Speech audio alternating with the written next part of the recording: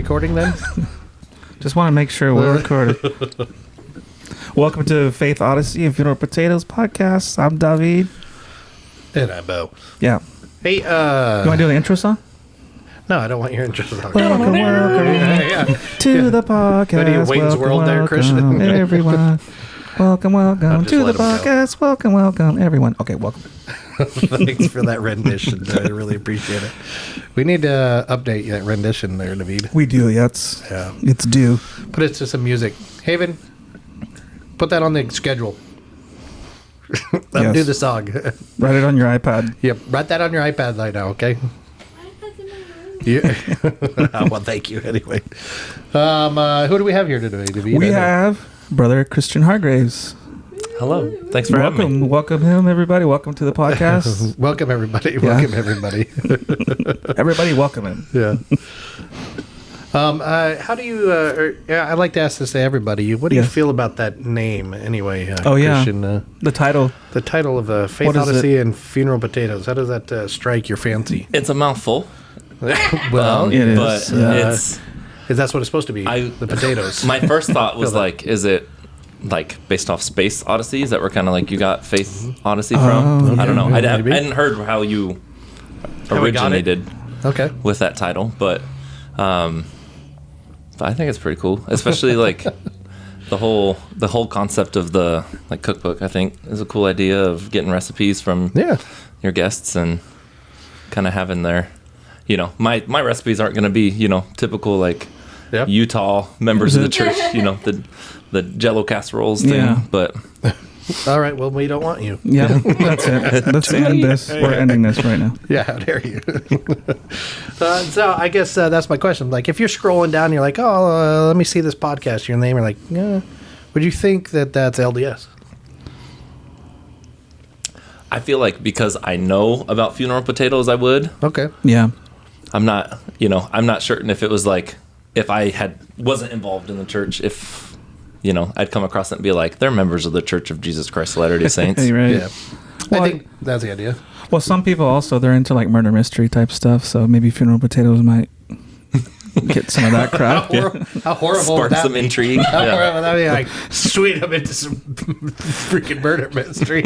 And then he come in and like, who are these morons? Funeral Potatoes on the Orient Express kind of thing. Yeah. They're like, who are these guys talking about this cult? This is way off. Yeah. Way off, man. It's like some faith promoting thing. They're like, it's a murder mystery today. No.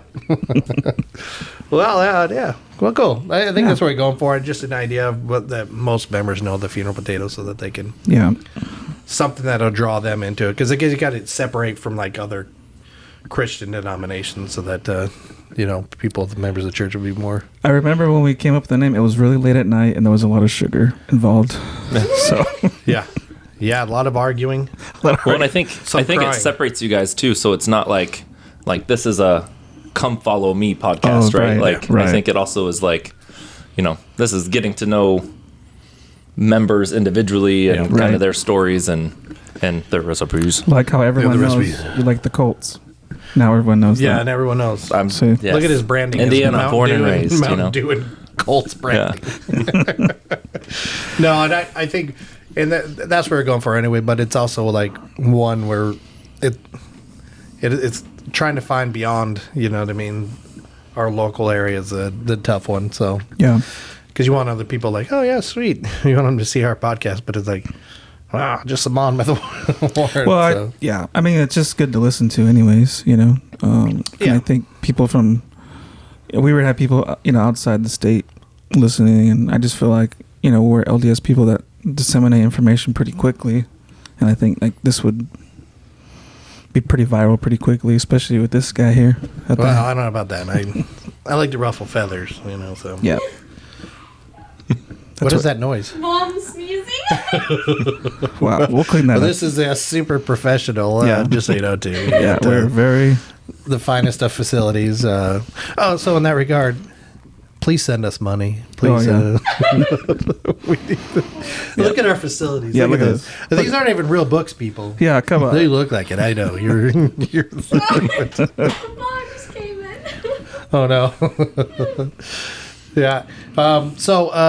So welcome. Christian, I mean, we're having you on the podcast, which we shouldn't because you're a dissenter. Well, Yeah. Well, that'll spread it even farther than Yeah, the city. Spread something. If we're moving out. Yeah, spread something, buddy. Okay.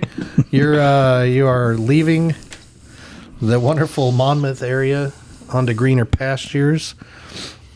Take me with you. yes, please. Don't leave me, Chris. Can I hitch a ride? Yeah, no. Tell us a little bit about that, buddy, huh? Yeah. Well, Tell the people in Monmouth why you're leaving then. We've been here, it's essentially 3 years from like when we're moving out. It was Memorial Day weekend, and we kind of came out here with an idea that we would be closer to like my sister-in-law and their family, and this last year, especially with like our apartment lease is coming to an end, and we were just trying to figure out, do we re-sign again, and if not, what would our plan be? Since Marie and I got married in 2018, like we've moved every year apartments, and so the apartment we're in currently is the only apartment we've been in for 2 years. Wow. Since essentially we met. Nice. It's hard living with young children too sometimes. Yeah, and I think our girls especially are at a good age where they just really miss their grandparents. Grandma and grandpa were such a daily interaction for them. Yeah. And before our oldest is getting ready to start kindergarten in the fall, we figured if we were going to go back to Utah, now would be a good time to make that decision, especially before she's like actually in school and making friends and uprooting her from that too. Well, good. What, I understand that, but what sort of prompted the idea? Was there something specifically, or is it just kind of like, we hate the people in Monmouth and they're just out of here? It actually, the people, That's what I heard. The people in Monmouth are actually like at the end of the reasons, not at the forefront. Sort of smoozer. I think, I've been working at the same job for almost 3 years since, we've been out here, and I was ready for a change, ready for something new. And so I was pretty open to like, I'm down to just quit, any day. And so Marie kind of had to keep me like, we need the income. And I'm like, yeah. True. And so you can't get by on your good looks. Like somebody I know. Faith only goes so far. But it was it just kind of was an idea that we had toyed with. Not really too much like specifics as far as like, I think we missed, some family and friends out there. My wife's, she grew up in Utah, so she's got a lot more family out there. And I've got, my family's really more east than anything. So it's nice to be a little closer, cheaper to fly into Utah than it is to fly out here when you're, have people visiting. But nothing real specific. We thought about it for months, and like we prayed about it, went to the temple, and we're contemplating and pondering about like what we should do if that was a good idea for us. And it just, just one of those things. You keep thinking about it long enough, things start to fall into place to make it happen. You lived in Utah before then? Yeah. So I lived in Indiana until 2016, and I got a job like right out of college in Utah, and so I road tripped out there with all my stuff in my car. And then so we met in like a Provo like singles ward because I was attending Institute, and so that qualified for student housing out there. Isn't it weird that Institute's called Institute? It is. Yeah. What's the another word for institute? Isn't it like school, prison? Take your pick. It's kind of weird. All right, So Christian was in prison, so it was institute, not institution. I gotcha. It's real close. That last part always gets. That last part. The private versus public. My bad. Go on. You met her at a prison. Gotcha. But and so and that was a weird experience for me too, because I only having been a member at that point, 2 years moving out to Utah, then was out there. I lived in Orem for a year before I moved to that apartment complex. God's country. And then you go to, anywhere in Provo and there's 285 singles wards or more. And then you you're go to meeting a singles ward every week. You're like, I've never seen you. Yeah. Like 52 weeks, you're like, I've never seen you. I've never seen you. Yeah, and then it's what was the weirdest thing for me is, BYU, like the buildings are all consecrated to be, places of worship for Sunday meetings, and like having a sacrament meeting in a science lecture hall was the weirdest experience to someone who, not growing up thinking that was a thing, right? Yeah. And so, but that was kind of an eye opener for me, because then having classes in like actual classrooms that are, inside of a college is very, very different. It must be a little bit different than Indiana. Christian, take us back to when you were younger, before all this. If we could go back a little deeper. From whence do you hail, or in your family? Where do they all come from? And so my mother's family, so my mother's dad, my grandfather, lives out here kind of near Eugene. And so they had always lived out here. And then when my grandparents separated, my mom and my grandmother they lived in Indianapolis. Yeah. So that's where I grew up. My dad and his family are from Kentucky originally, I think. All of them, maybe. And so, so they met. And so my dad's side of the family is more in Kentucky, and then kind of in Florida after, retirement and moving to sunny beaches. Yeah. And I've got, not too many family members in general. Like my mom is an only child, so I've got no cousins there. My dad had 2 siblings, one of which we never really were close with. Just she was someone that wasn't always the greatest example. She kind of, she dealt with bipolar and, other kind of. Yeah, she lived her life. Yeah. Yeah. Other kind of, issues that come along with that kind of stuff that we just never saw her, never really talked to her much. And I've got a couple cousins from that aunt who I guess one of them passed away from an overdose, and I guess, and the other one's incarcerated, I think. And so that side of the family didn't really see too much of, growing up either. But are they from Kentucky? Mm-hmm. Yeah. All that crazy stuff there back in the Prohibition. Yeah, right? the Derby. Making all that. How would so you have siblings? Yeah, I have 3 brothers, and so I was the second out of 3. And then when I was 14, my youngest brother was born. Oh, okay. So, I was a teenager when there's a baby in the house. Yeah. So that's free babysitting. Quite a jump. Yeah. So you don't even know him, huh? Oh, I do. Actually, I spent a lot of time with him. I was a big part of his growing up. I was with him after school every day. I would take him to school activities. We could go to football games. My friends would want to go and hang out at McDonald's, and I would take him with us. And I took him everywhere I could. Yeah.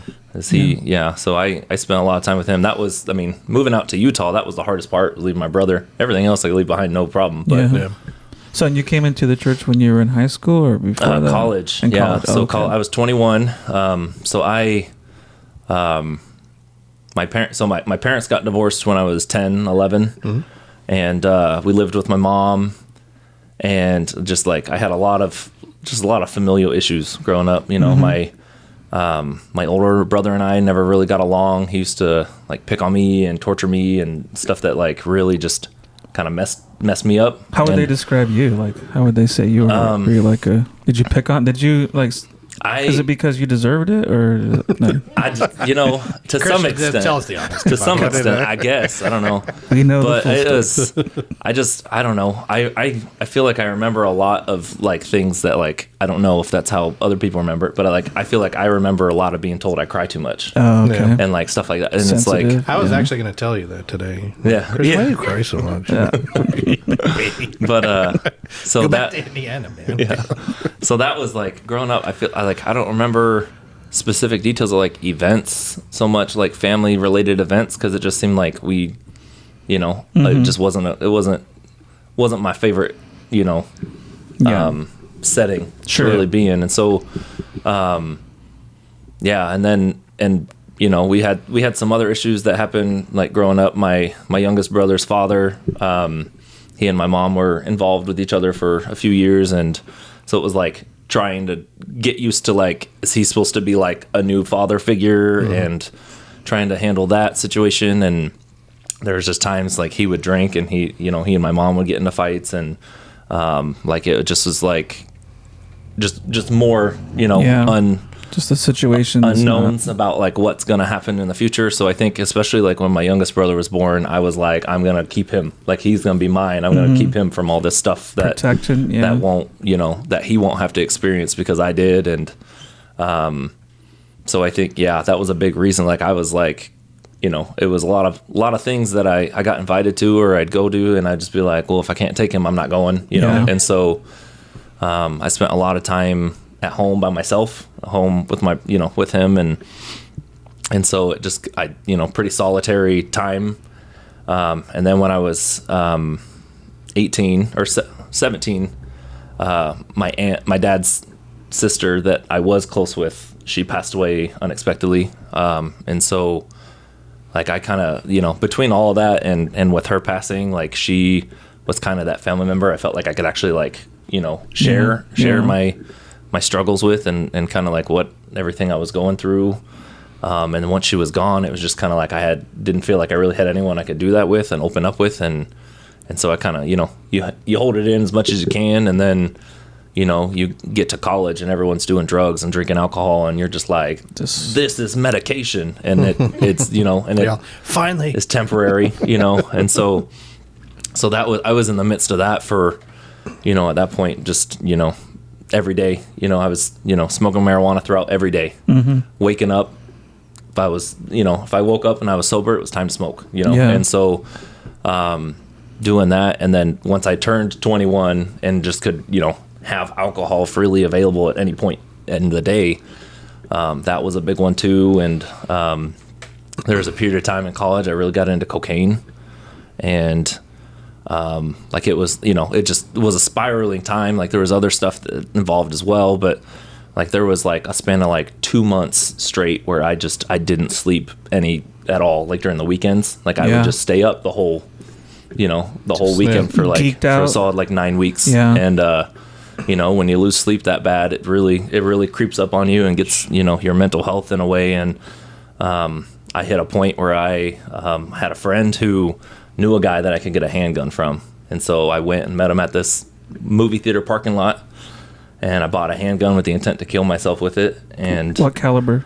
9mm. Okay. It was big enough. Just wondering. Big enough to do the job, small enough not to make too big a mess, Just hey, our audience wants to know. Like reach out, somebody's like, wait, it's like, man, that's a sad story. What caliber though? I just really want to know. Some gun-toting guy from Texas, like, yeah, but what caliber? What caliber? And you hear in the back, that would have done it. Yeah, that would have done it. That's a good caliber. Full Metal Jacket. Saw what kind of gun was it though? Yeah, and so I had a lot going through my mind and a lot going on just around me and my settings and the people I spent my time with, just doing the same things every day. Yeah. And so, I got to that point and I was committed. I started actually, I kept a journal. I still have it. It's got like all of my, when I'm feeling in a funk. And you're 21 at this time? Mm-hmm. 20, okay. Yes, so, correct. Yeah. And so like I was writing in this journal and I started writing goodbye letters in my journal. And I got to the point where I was writing them for my siblings and I couldn't find words to write one for my youngest brother. And so like that point I was like, like if I can't do this, what am I supposed to be doing, right? And so it was the first time like I genuinely prayed for myself and for in general, right? Like I grew up a Catholic. They teach you the same mantras of prayers that you're supposed to do. Yeah. But it was my first genuine like I'm going to use my own words to pray. And that next week, the missionaries found me at campus on school, and it was just like everything they told me to do. I was like, I'm down. Like I need a change. Sure. So you kind of got to the gospel pretty quickly. I mean, you kind of I jumped in like clean, full dive in, and it was. You think you were ready spiritually? I think to kind of. I think I was. I mean, like. I guess. I think, but it was also like I was in a place that I was ready to be led to that point spiritually. You're desperate enough to find, you know what I mean, to where it was, happen. Yeah. And it was one of those things, like I was blessed to have, missionaries find me and to, I was invited, come see the church building, right? And they do the tour, they show you all the paintings, explain the paintings, they take you through the chapel, and you get to see like where they prepare the sacrament and the trays and everything. That's how they get you.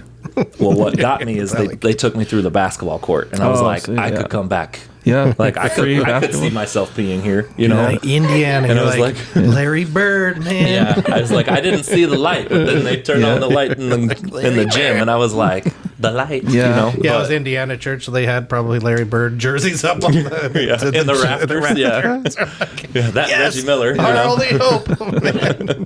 No, they had Larry Bird. I don't even care. This cultural hall is not dedicated. Reggie Miller. All right, the born and bred. Larry Bird. Okay, yeah, all right. They have tours. Indiana You go see their Indiana lawn. State jersey. Okay, all right. Not the Boston Celtics. Indiana State. But yeah, so it was and it was one of those experiences I had where I don't think the missionaries were ready for how ready I was, you know, and so they're like, calm down. Yeah, slow your roll. They're like, we will teach you. Just slow your roll. And so they wake up in the morning, Christian's just looking in their window. Yeah. Hey guys, are we ready to do this or the what? water. I was like, I don't sleep anyway. I called you 8 times while you were in bed. Let's do this. They're like, we need a break, Christian.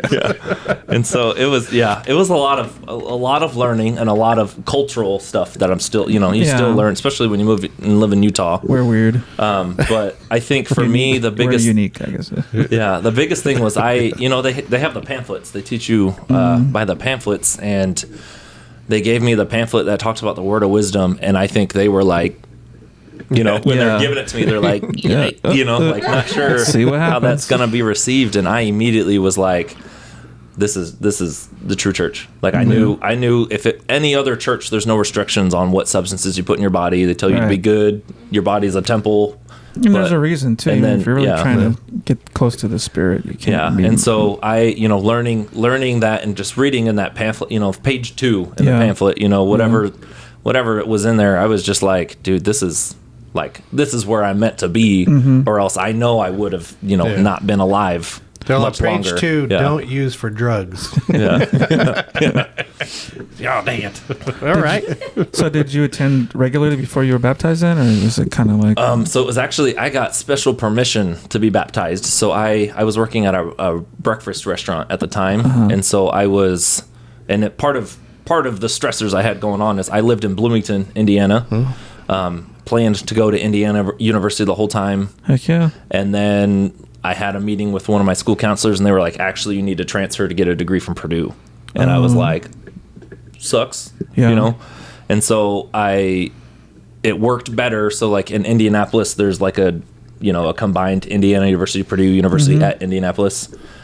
So that's where I ended up going for campus. So I was commuting daily from Bloomington up to Indianapolis. And so is that far? Or? It's about like a 45-minute drive one way. And so, I mean, it's not terrible, but at the same time, it's like, why am I living on campus to go to a different campus? So I think most people forget about Indiana. Or just have no knowledge thereof. Is that a state? Ask Haven where it's at. Michael Jackson's from there. And, Bloomington, Indiana University is in Bloomington. Thanks. My fraternity was founded there, so we had to memorize all this stuff when I was did you? pledging. That's what. But so we So you were commuting back and forth. I was commuting, and so what I would do is I scheduled all my classes to be Mondays and Wednesdays, and whatever I couldn't fit Monday and Wednesdays, I'd do online, and I'd do it Tuesdays. And so for a good period of time, I would just drive up there and then stay at home, like with my at my mom's, and then Thursday, Friday, Saturday, and Sunday I'd work at this restaurant. And so like in Bloomington, so I'd drive down after my last class Wednesday. And so I didn't actually attend church until regularly till the Sunday before I got baptized. Oh, wow. And then I had attended church one time, and it was a stake conference held in a high school auditorium. And so another, just like, well, this is a cool experience, but like, why do you guys meet here? Why was it held there? Because in Indiana, there's 4 stakes. There's north, south, east, and west, and they span a quarter of the state, right? They're, the stakes are pretty large out there. And so when you have a state conference, you have people driving hours, a few hours away to come and get there. And so it was packed. Like it was, like watching General Conference, that auditorium, how it fills up. And And, it was weird because it's at a high school that was like a rival when I was in high school. So it's like, why am I here? But so you spray painted on the way out? No. No. At that point, I knew better. Any other time before that, probably, God. show up throwing stink bombs out. But have you ever did you ever go to French Lick, Indiana then? I personally have not been, but there's like a casino or something out there. So I know, I know of it pretty well, and there's I'm just curious. People that drive by Larry Bird's house where he used to mow the lawn for his mom, kind of thing, and so curious if you know why it's called French Lick. No idea. No idea. Well, if you could find that out for us, Christian, I'd really appreciate it. Report to us. We'll interject that right in here. Yeah, you're the first guest that has an assignment. So. Yeah. So before you move to Utah, Christian, I need to know where French Lick is need a called. follow-up French episode. Lick. Yeah. And just your head pop up with just like, French Lick is called this because some French guy licked a beaver. I don't know. The Quakers founded it. Yeah, the Quakers. So growing up, what would other people like at your school or something like that describe you? I've always been like really outgoing as a person, and I think, and it's funny because I had mentioned that kind of like today, like giving a talk and like in high school, and like it just was like I never really felt like I fit in, but like talking to people that remember me from high school. They're always, I always get these comments of like how friendly I was and how, I made them feel, important or special in whatever way. And I'm like, dude, I don't remember that at all. And so everything is awesome. Yeah. I don't remember that. Did you go to my school? And I was like, all I remember was just keeping my brother with me. Right. And so I would go and do these things. And it was also, between my parents' divorce and like we moved too. So up until 4th grade, I went to Catholic school, and they teach everything they teach you about, Catholicism and all of its, punishment. And Did you get hit with a ruler? no, like I wasn't taught by nuns, so I don't know if that would have been the reason why, but yeah, no. And then for middle school, I lived in like same area we lived in, but like I went to a middle school and had to meet brand new everyone, brand new first day. Yeah. And then like the week after finishing 8th grade, we moved, and then I started a new high school the next fall, and it was just like same thing over again. So I just felt like it was never, I just like socially, I was like, I'm meeting all these people. Like I remember, being outgoing, but that's really all I remember so much about it. So how about your older brothers? You say one. They picked on you a little bit, both of them, or one of them? Just one. I'm the second, so it was just one older brother. So, what about your relationship with him now? It's not great. No, honestly. Not even when you have kids, they don't want to see the kids or anything. I'm sure he would like to. Oh, but I'm sure, but it's just also they live in Indiana, so it's like the times I've been able to go out there, it's usually just me. Yeah, and especially with trying to buy flights and stuff, it's usually just me if I go out. But we we spent a lot of time just not talking. Like we spent so much of my life afterwards. Like we lived together growing up, and then when my parents got divorced, and not too long after that, he ended up moving to stay with his dad. And so like I wouldn't see him that often, but it was always one of those things like whenever I would see him, I'd try to do stupid stuff just to impress him.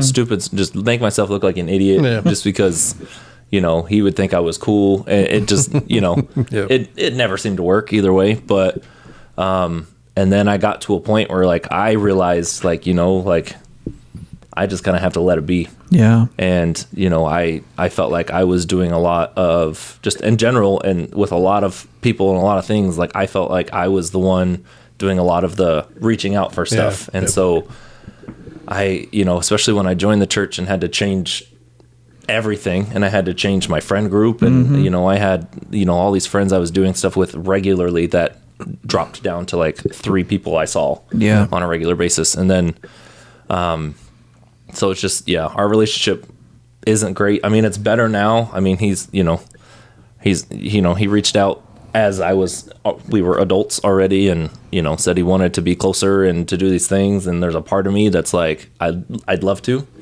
and there's a part of me that's also like, hold up, wait, hold your brakes. And what's the motivation here? Yeah, well, and I need love to earn it. I love him, but he's just, I don't know, just in general. Like I know, I know him, and so I have a hard time with it, and still to this day have a hard time, just with that whole dynamic. Yeah, that's a good word for it.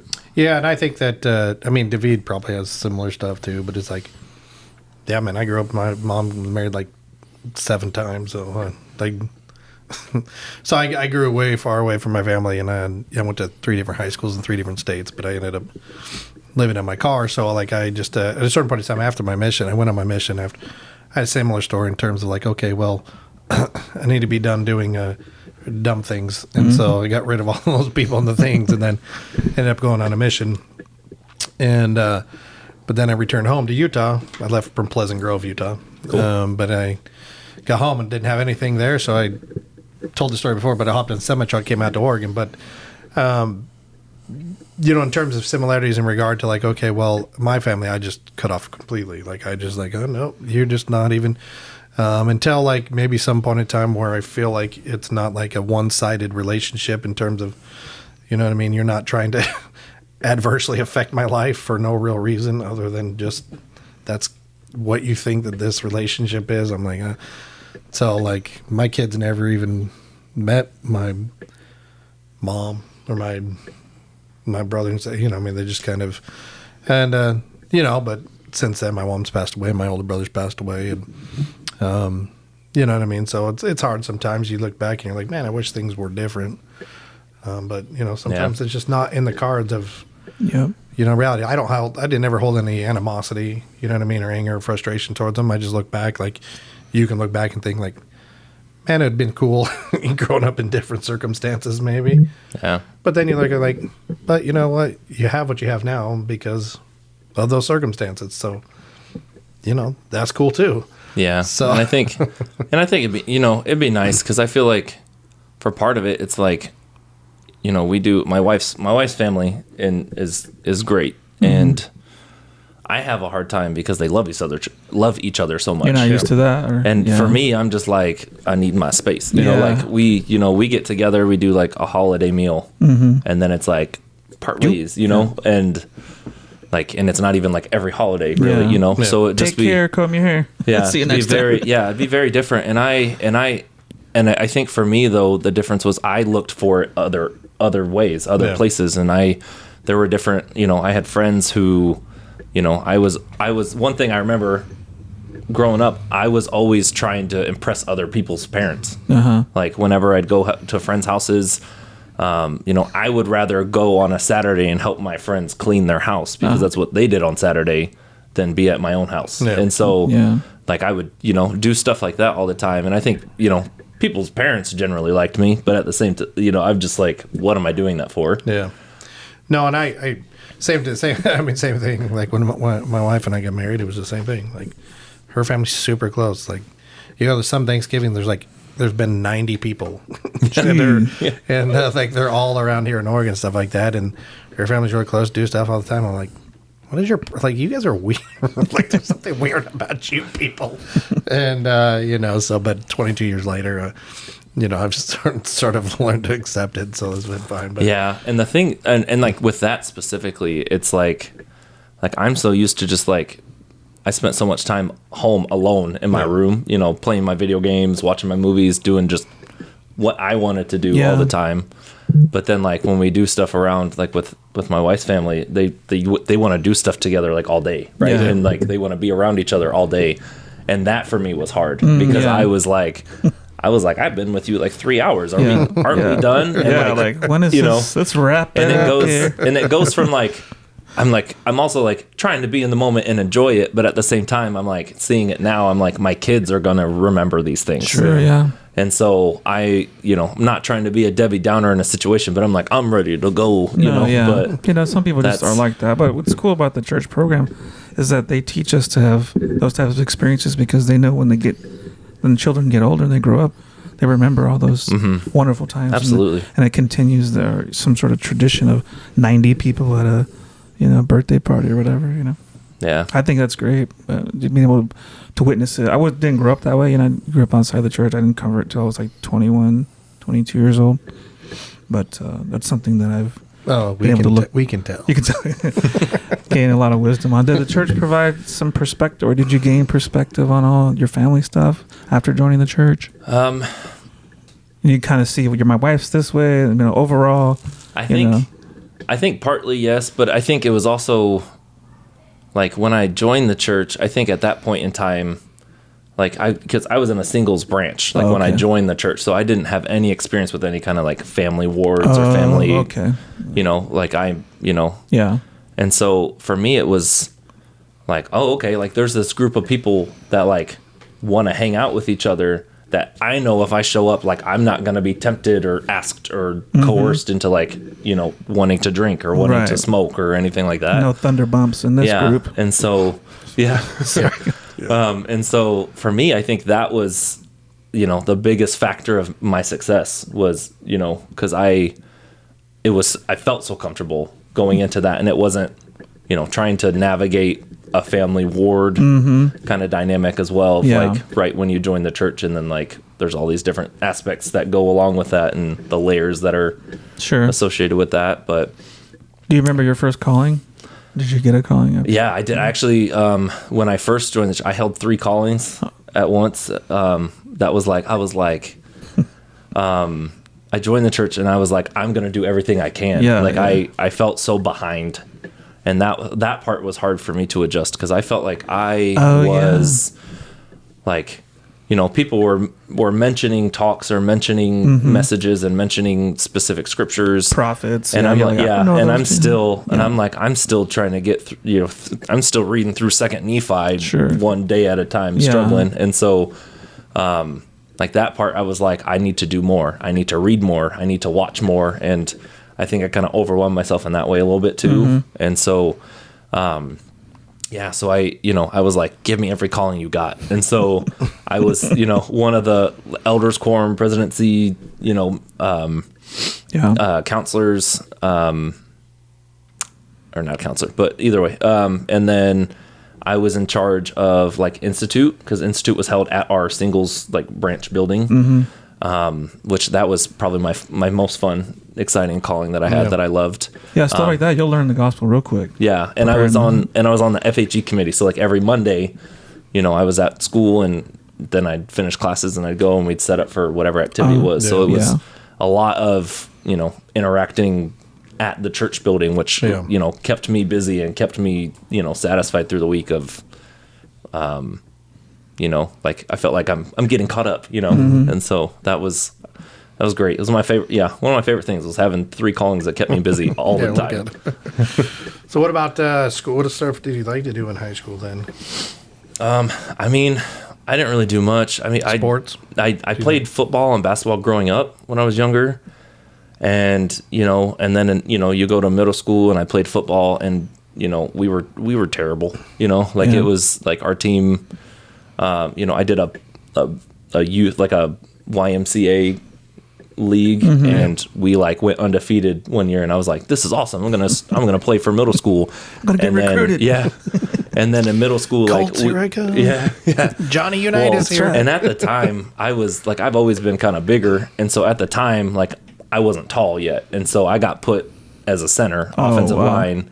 And I hated it. I hated it every day. It was like, I was like, just make me run. I'd rather run than be an offensive lineman, in my opinion. And so, like, it just was, it took the fun out of it for me. Because, like, you play pickup football on the street with your friends. Like, I loved playing tight end. That's all I wanted to do. I wanted to be a tight end. I wanted to catch it. I wanted, to block it, when necessary, not every single play of the game. And so I really had a hard time once, we went to middle school and I hated being a center, and then we sucked. And so I went to high school and we moved schools, and I was like, I'll try out maybe. And then I gave up. Just didn't, it just, continue. sometimes when you switch schools like that, it's easy to go, I'm not doing this anymore. I'm giving up this. I'm giving up that. Yeah, and it was walking in, and I was like, I don't even know what I'd want to play. Right, like I played center for the last 3 years and dreaded every single day. Right, and then you walk in, and I'm like, I know zero of you, and like all these people that had been together through their middle schools and everything, and it was also like I went to a high school that seemed very heavily supported by the funding of parents who like if your family had money, it seemed like you got more playing time, in my opinion. And so and I was like, we don't have that either. Here's some conspiracy going on here. So whatever school that is. What school is it, Christian? Come on, tell me. mention it. But I don't know. You don't want to play center. You want to be like you weren't out on the football field. You're like, hey guys, I'm Jeff Saturday. No, I'm here at center for Peyton Manning. Well, that's the thing, like it was just, I don't know. Maybe if that was like a mindset I had to like I want to do that and play, in that role. You're gonna have to want to do that. Line. You just want to showboat, huh? No. Yeah. Well, I just like I'm tight end. I don't material, know. Man.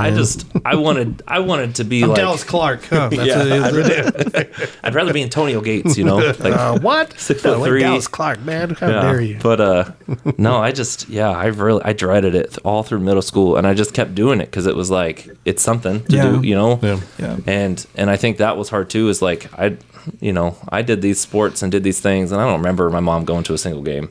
Yeah. And so, like, it was like, I hate, like, all of middle school, I was like, I hate playing this. Like, no one's here for me. I got to catch the bus home afterwards.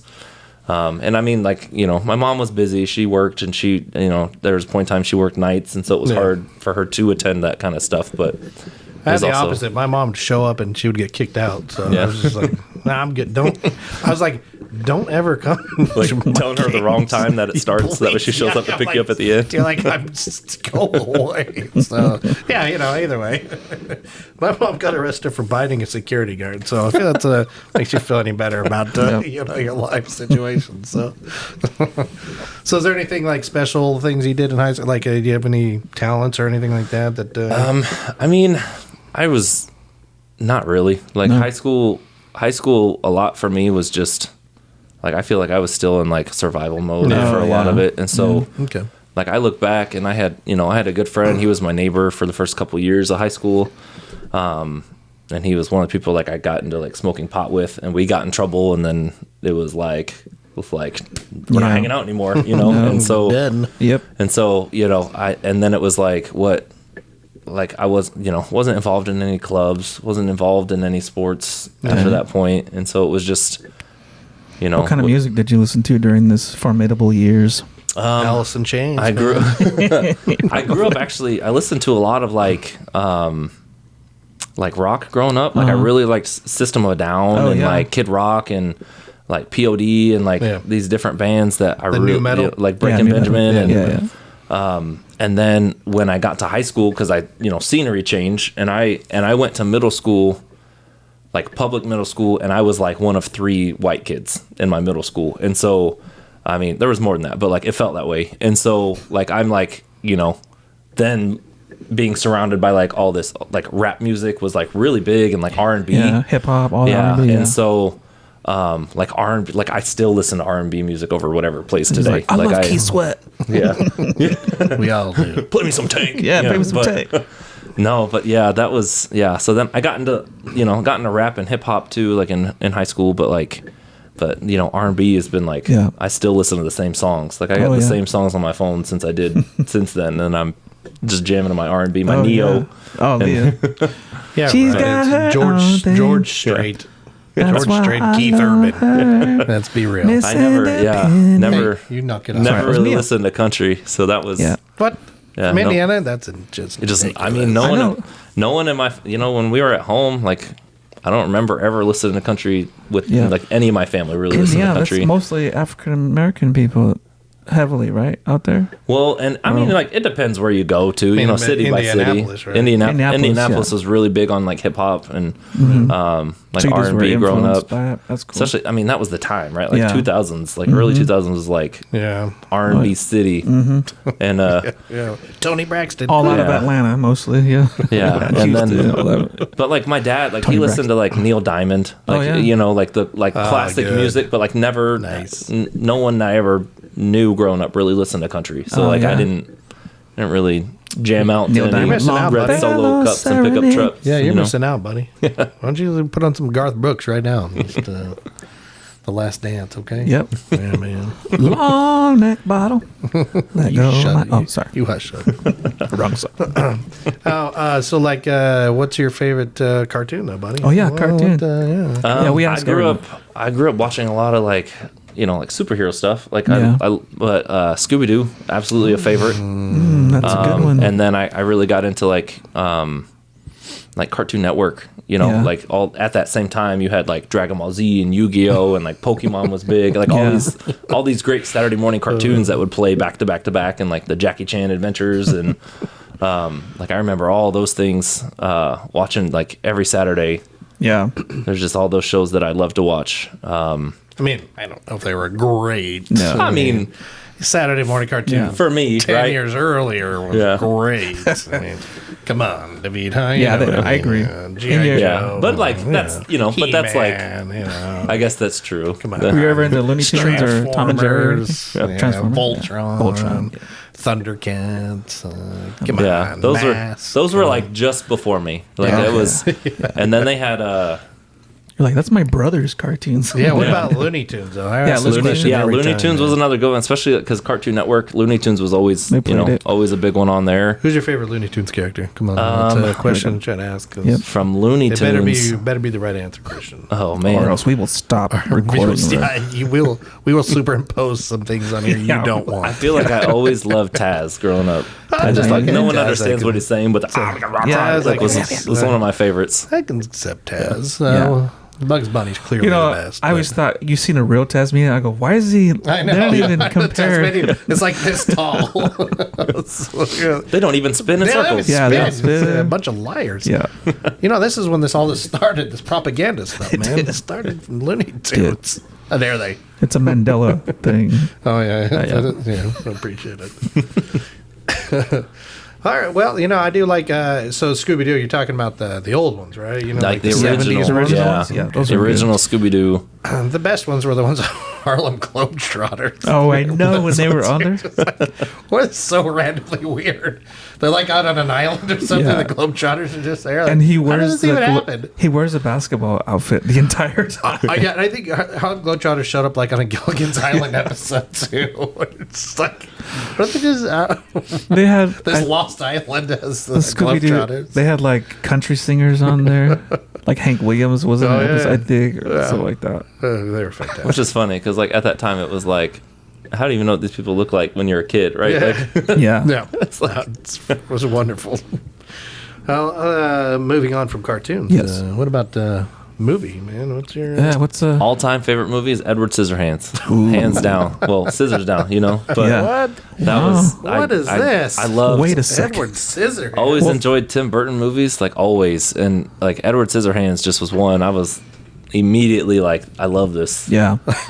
Well, it had Vincent Price in it, which I thought was cool because I like Vincent Price. Yeah. Yeah, especially on the end of Thriller. Oh, yeah. Yeah, I always thought it was cool how he cut all those people's hair. Spoiler alert, everybody. But he did alert from 1990. 30-year-old movie. Yeah, spoiler alert. What drew you to Edward Scissorhands? Yeah. I mean, I don't even know the first time. I can't remember the first time I watched it, but I was like... Because it came out after you were... before you were probably born, right? Yeah. I was born in 93. Yeah, okay, yeah. And well, so not before then, right? It was... What year was I'm trying to think when it was born. Or when it was... We were probably really young released still, or whatever. Probably right around there, right? Somewhere around there. Yeah, I honestly don't know. Like, it just was a movie I watched once and I was like, I'm going to watch that again. Mm-hmm. And then... you rent it from Blockbuster and you have it for 3 days. Hey, and how dare you mention Blockbuster? I'm still sad, man. But yeah, no, Edward Scissorhands, it just immediately became my favorite. Yeah. Maybe because you liked Wolverine and you're just like, I love X-Men and like all the, all those movies growing up. Yeah. It's kind of like a superhero, I guess. Yeah. Edward Scissorhands. Well, and like all those at that time, like all those superhero movies, like X-Men would always come out around my birthday, first weekend of May. Yep. And so that was always fun because do birthday parties growing up that like. Man, I missed that. Going to see a movie. Mm-hmm. Back when you were younger, you go to Blockbuster. or your local whatever video store, and then you'd be able to rent like a video game system. Mm-hmm. Oh, the whole system. That was the best, man. For like a weekend, you'd be able to rent a system. Oh yeah. Like, couldn't afford the system, but you get it for a weekend, man. Play games. Then take it back. Yeah. Yep. All you need to do is buy a memory card. Instead, well, you know. I don't know. This is before, like, I don't think. Yeah, I was like, I don't think memory we didn't have memory cards yet. It's like our memory cards were probably like that big, like Sega, Sega. So we're like, no memory card, man. Floppy disks. Start all over. Remember the floppy disks? Yeah, the good old days. They still have like what Oregon has the last Blockbuster, right? I think so. Yeah. Yeah, over in Bend, I think is where it's at. Like they currently have one right now. Yeah. Mm-hmm. Yeah. Good for them. Yeah. It's the last. I went to visit my buddy who lives over in Bend, and I'll go to Blockbuster when I'm there. You know, it's just sad. The red box. Yeah, Redbox is gone too now, man. It's insane. Yeah. So it's like Blockbuster died for no reason, you know? Like yeah. Well, they did. I mean, people don't like to be near each other. So they don't like to converse with one another. You're like, it's a sad moment in time, man. Yeah. I saw a couple of those Redbox things for sale. For sale. That's funny. Like what the are you doing machines? with it? Huh? Like the machines? Yeah. Yeah. I mean, that'd be kind of funny, man. You put in your like, It's ironic. Yeah. just like one of those moments at times where you just like, like people have jukeboxes, yeah, right? You know what I arcade mean? games. Yeah, Yeah, pinballs. you can just put it like in there, like store all your DVDs. I guess if you keep, I still buy DVDs. So you're a I'm no gamer, weirdo. right? Do you like Correct. older game? Have you ever played some of the older games like the Pac-Mans and some of the old Mario, Donkey a lot Kong? of like arcade games. And, arcade games, we yeah. grew up. Pinball. We had like a Super Nintendo, and so I remember playing. Was it Donkey Kong Island 2? Oh yeah.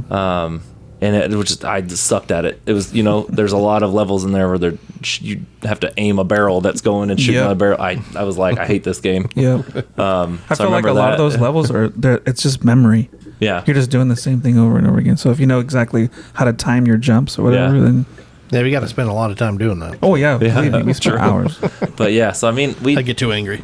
we had that, and like by the end of as I got older, like that the Super Nintendo ended up being at our grandma's house, Oh, okay. and so it was like whenever we'd go there, I'd just hook up the Super Nintendo, and then Play like I had GoldenEye. I did Nintendo 64 growing up. Yep. GoldenEye wrestling was really big on N64. I loved playing some wrestling. Never got into Turok myself, but I always thought that was such a cool idea. You do board games at all?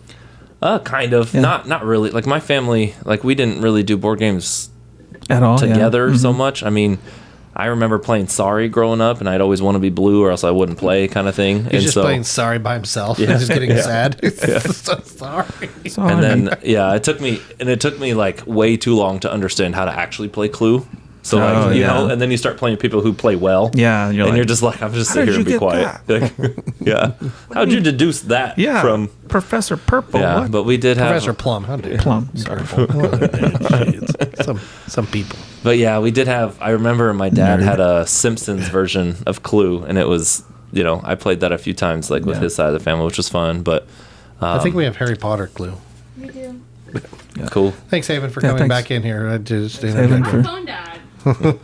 But yeah, so I played. I mean, PlayStation. Like PlayStation 2 is where I really got into my time of like playing games by myself too, and so I always loved a good single player like RPG and nothing's better than Twisted Metal. yeah, Twisted Metal was pretty fun. I agree. I didn't play a lot of games at all, but like in high school, this was right after PlayStation kind of first came out, and Twisted Metal was the best. Yeah. And then I got into like, what year was it? I think NBA Live 06 or 08, whichever cup had Dwayne Wade on the cover. Oh yeah. Once I played that, I was like basketball games the rest of my life. Wow. NBA Jam? 2K, NBA Jam, man. NBA and like NBA Street, like I loved those games NBA too. Street, yeah. And so like just like that hooked me on like I love basketball and but it's like you can't. Have you gone to games with us? I don't think he's gone to a game with us. Blazer game? You ever gone to a Blazer game? No. Oh, okay.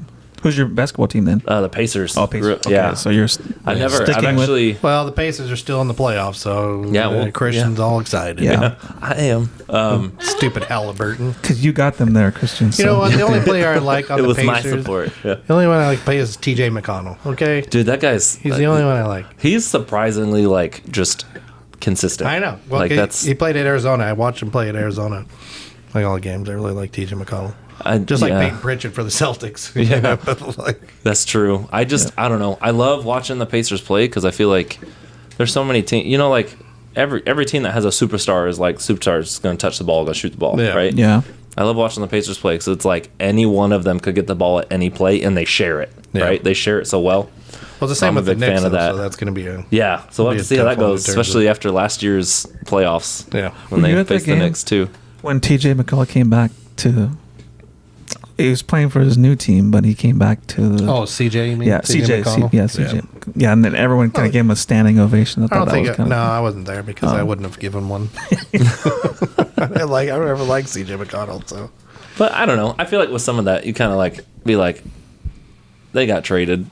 What can you do? Yeah. You know, right? Yeah, versus like, I didn't really like him because he didn't know how to play 1 minute of defense. I don't think he played 1 minute defense this whole time for the Blazers. Oh, and I feel like I don't know. I feel like that's so much of basketball in general today too. It's like you have teams that play really great defense, and then you have teams that like score 180 points a game because there's no defense at all. Right. You know? No one's but that's why I like TJ McConnell. You know why? Because the guy, at least, he's not the most athletic guy in the world, but he's all hustle. He tries. Yeah, all hustle all the time. I love that. I always like guys that try hard, man. My favorite are the cheerleaders. That's all I gotta say. You like the Blazer cheerleader? I like the Blazer cheerleaders. Yeah. Just the one. No, I don't like the one. There's one Blazer cheerleader. The other one. Dude. There's a male cheerleader on Blazer team. Again, to each their own, whatever else. But I would just be like, if I'm paying to be on the front court, you know what I mean? And you have the one where the cheerleader's a guy in front of me, like, this is some BS, man. I'm on the front court. Anyway. We've had fun in some Blazer games. Yeah, so we've had a lot of fun at those games, just people watching. Yeah, I've never been to a Blazers game. I've been to 2 Jazz games when I lived in Utah beforehand. Well, one of them was the Pacers. That's the real team right there, Jazz. Yeah. They're really great. Stockton and Malone. That's all I dream about, okay? That was a good team. And Hornacek. Yeah. Jeff Hornacek. Actually, I really love Greg Ostertag.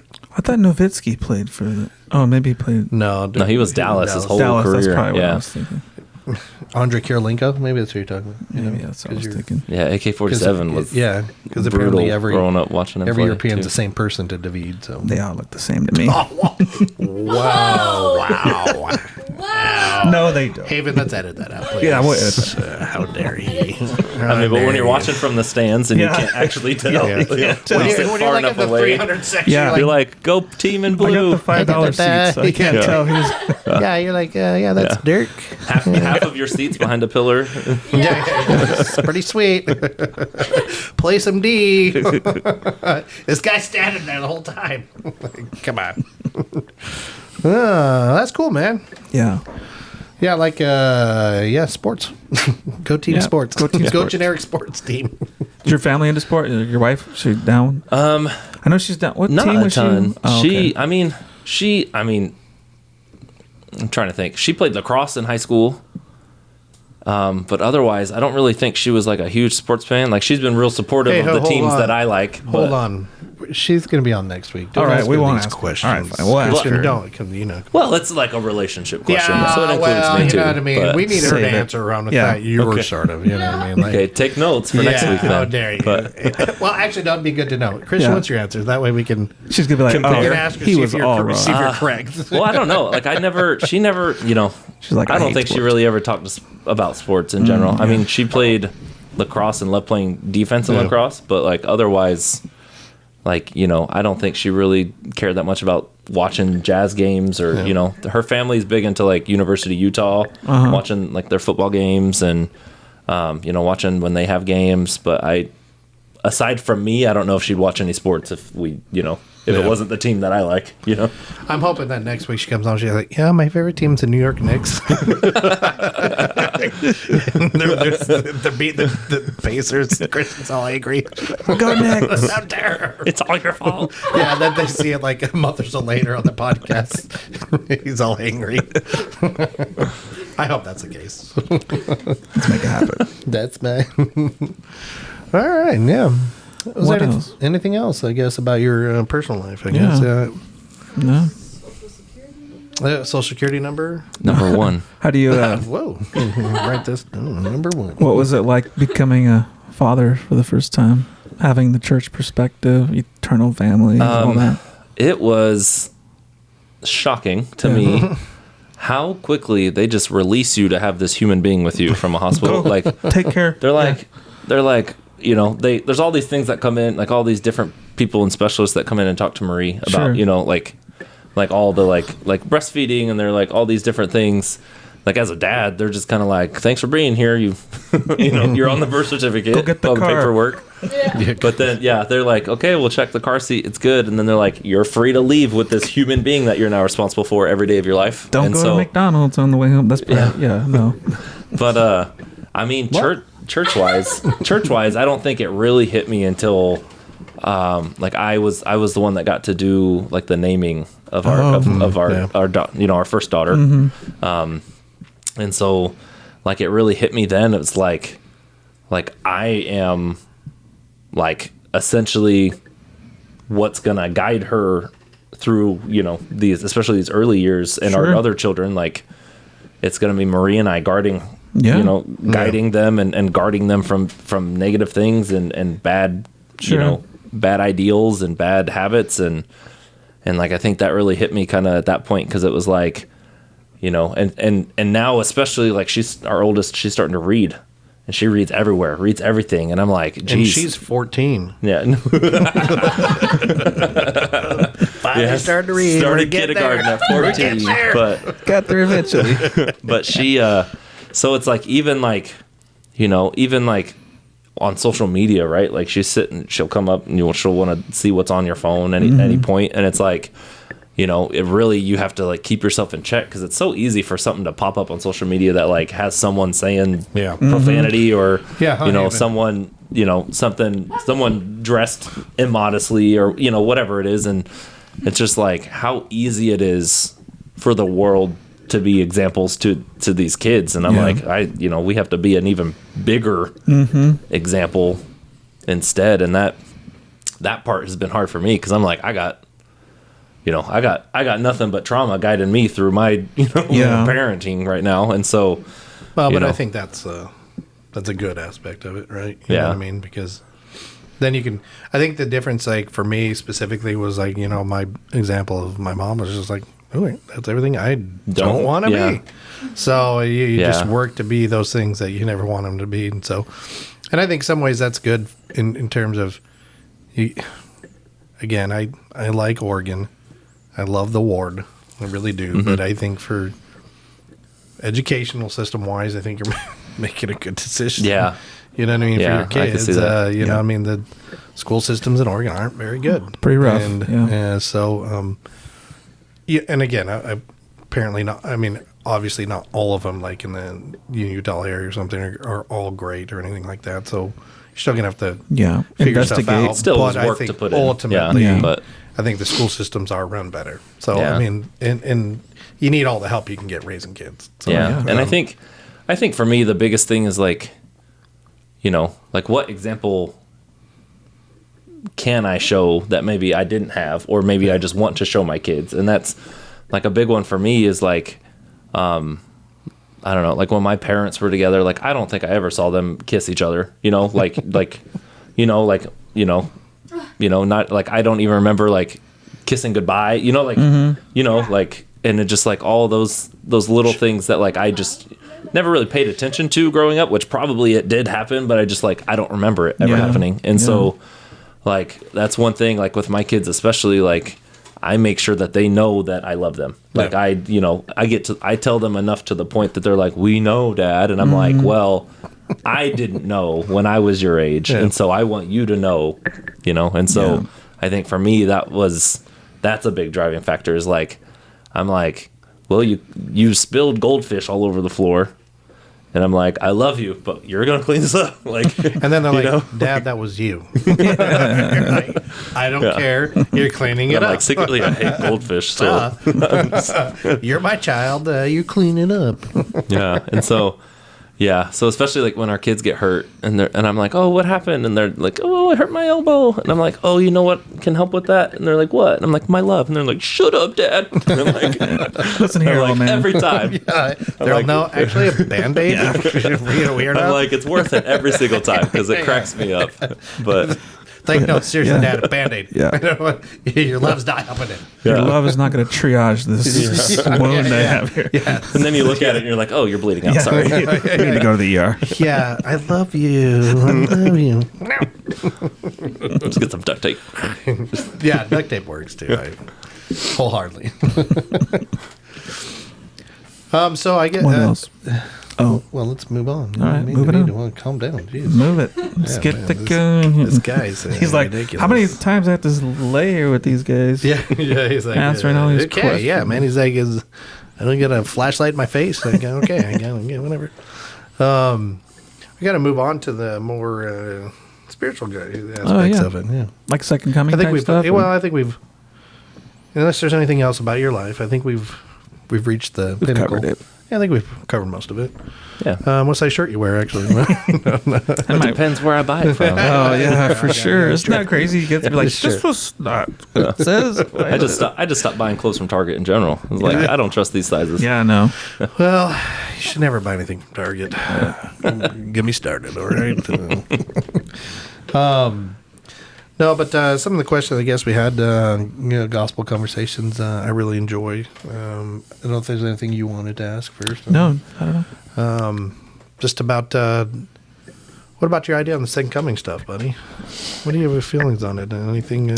I mean, I feel like for me, coming into this whole culture of joining the church as an adult, there are questions that people want answers to that I'm like, it'll come. Yeah. Like I'm not, like people are, all these questions that some people have had that like, I'm just like, that's what faith is for.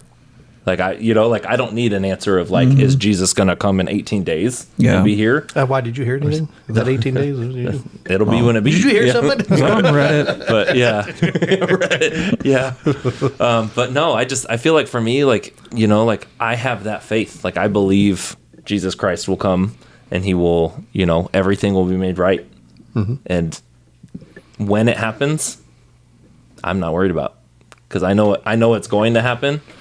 And I think I don't like, I personally don't need the answer. Yeah. Like same thing. Like there's questions I'm never going to have answered until I die and meet Heavenly Father and then finally get answers to some things. But I feel like at that point, once that happens, when I die and we are with Heavenly Father, like I don't think any of these questions I have are going to be things I ask him. Realistically, I think it'll be more of a, more of a haven't seen you in a long time embrace kind of situation rather than a like, so these questions you've had, I'm just waiting for my white stone, which will reveal all these things. Yeah. It's called the scriptures. Oh, how dare you? I ask these questions just because they're like we covered section Doctrine and Covenants section 45 today, which is Matthew 24. I mean, that was last week's one, but a lot of the things I just in terms, I just really enjoyed because it's like, okay, well, there's signs of the times, which are things that are. I guess we have those things right there. There's lots of different reasons, but a lot of it is just, I think, is very, in an LDS perspective, it's very, and I think what they're meant to be for is to comfort us, right? You know what I mean? We, unfortunately, like you talk to people in other religions and nothing against, but they just have this sort of idea where it's just like this. When this happens, I mean, it's this horrific day of like destruction and mass and everything like that. And it could be. Maybe right? so. Like third Nephi. Maybe so. But in terms of like, but we know that we follow these and we look to these signs so that, but we can find comfort in them in regard to as we follow. And as it's like, okay, we're one of the parable of the 10 virgins, like we're one of the 5 who continually add to our oil, every day. We can understand that we know generally when the procession is going to happen. We know in the celebration, the idea behind when it is. So we can look forward to those things so that we can be ready.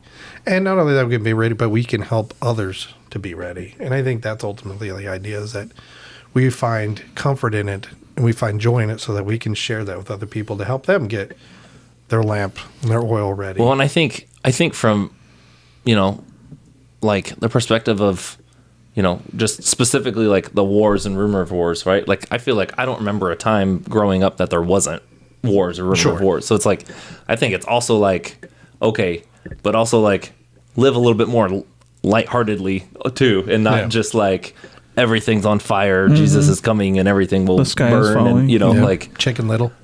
Yeah. And so I think Haven Little. Yeah, she's like Chicken Little. What? But yeah, so I think, I don't know, for me it's more of a, I know it's going to happen. Mm-hmm. I believe it's going to happen. The signs, there's specific signs for a reason, like things to look out for, but it's also like, you got to try it and find the joy in it too, and that the joy that comes from the gospel of Jesus Christ and from his example. Yeah. And I think there's specifically a reason why there are signs, right? Because a lot of the celebration throughout, but it's also remembrance, of the Savior, right? Yeah. You know what I mean? As you go through all the things like Passover and things like that are, specific to these signs, well, they're in remembrance of the atonement of Jesus Christ and those things that have been given to us to be able to, go through these things. So, yeah, really, that's good. I really appreciate it. One of the other ones I like to ask is about where the Book of Mormon took place. What do you mean?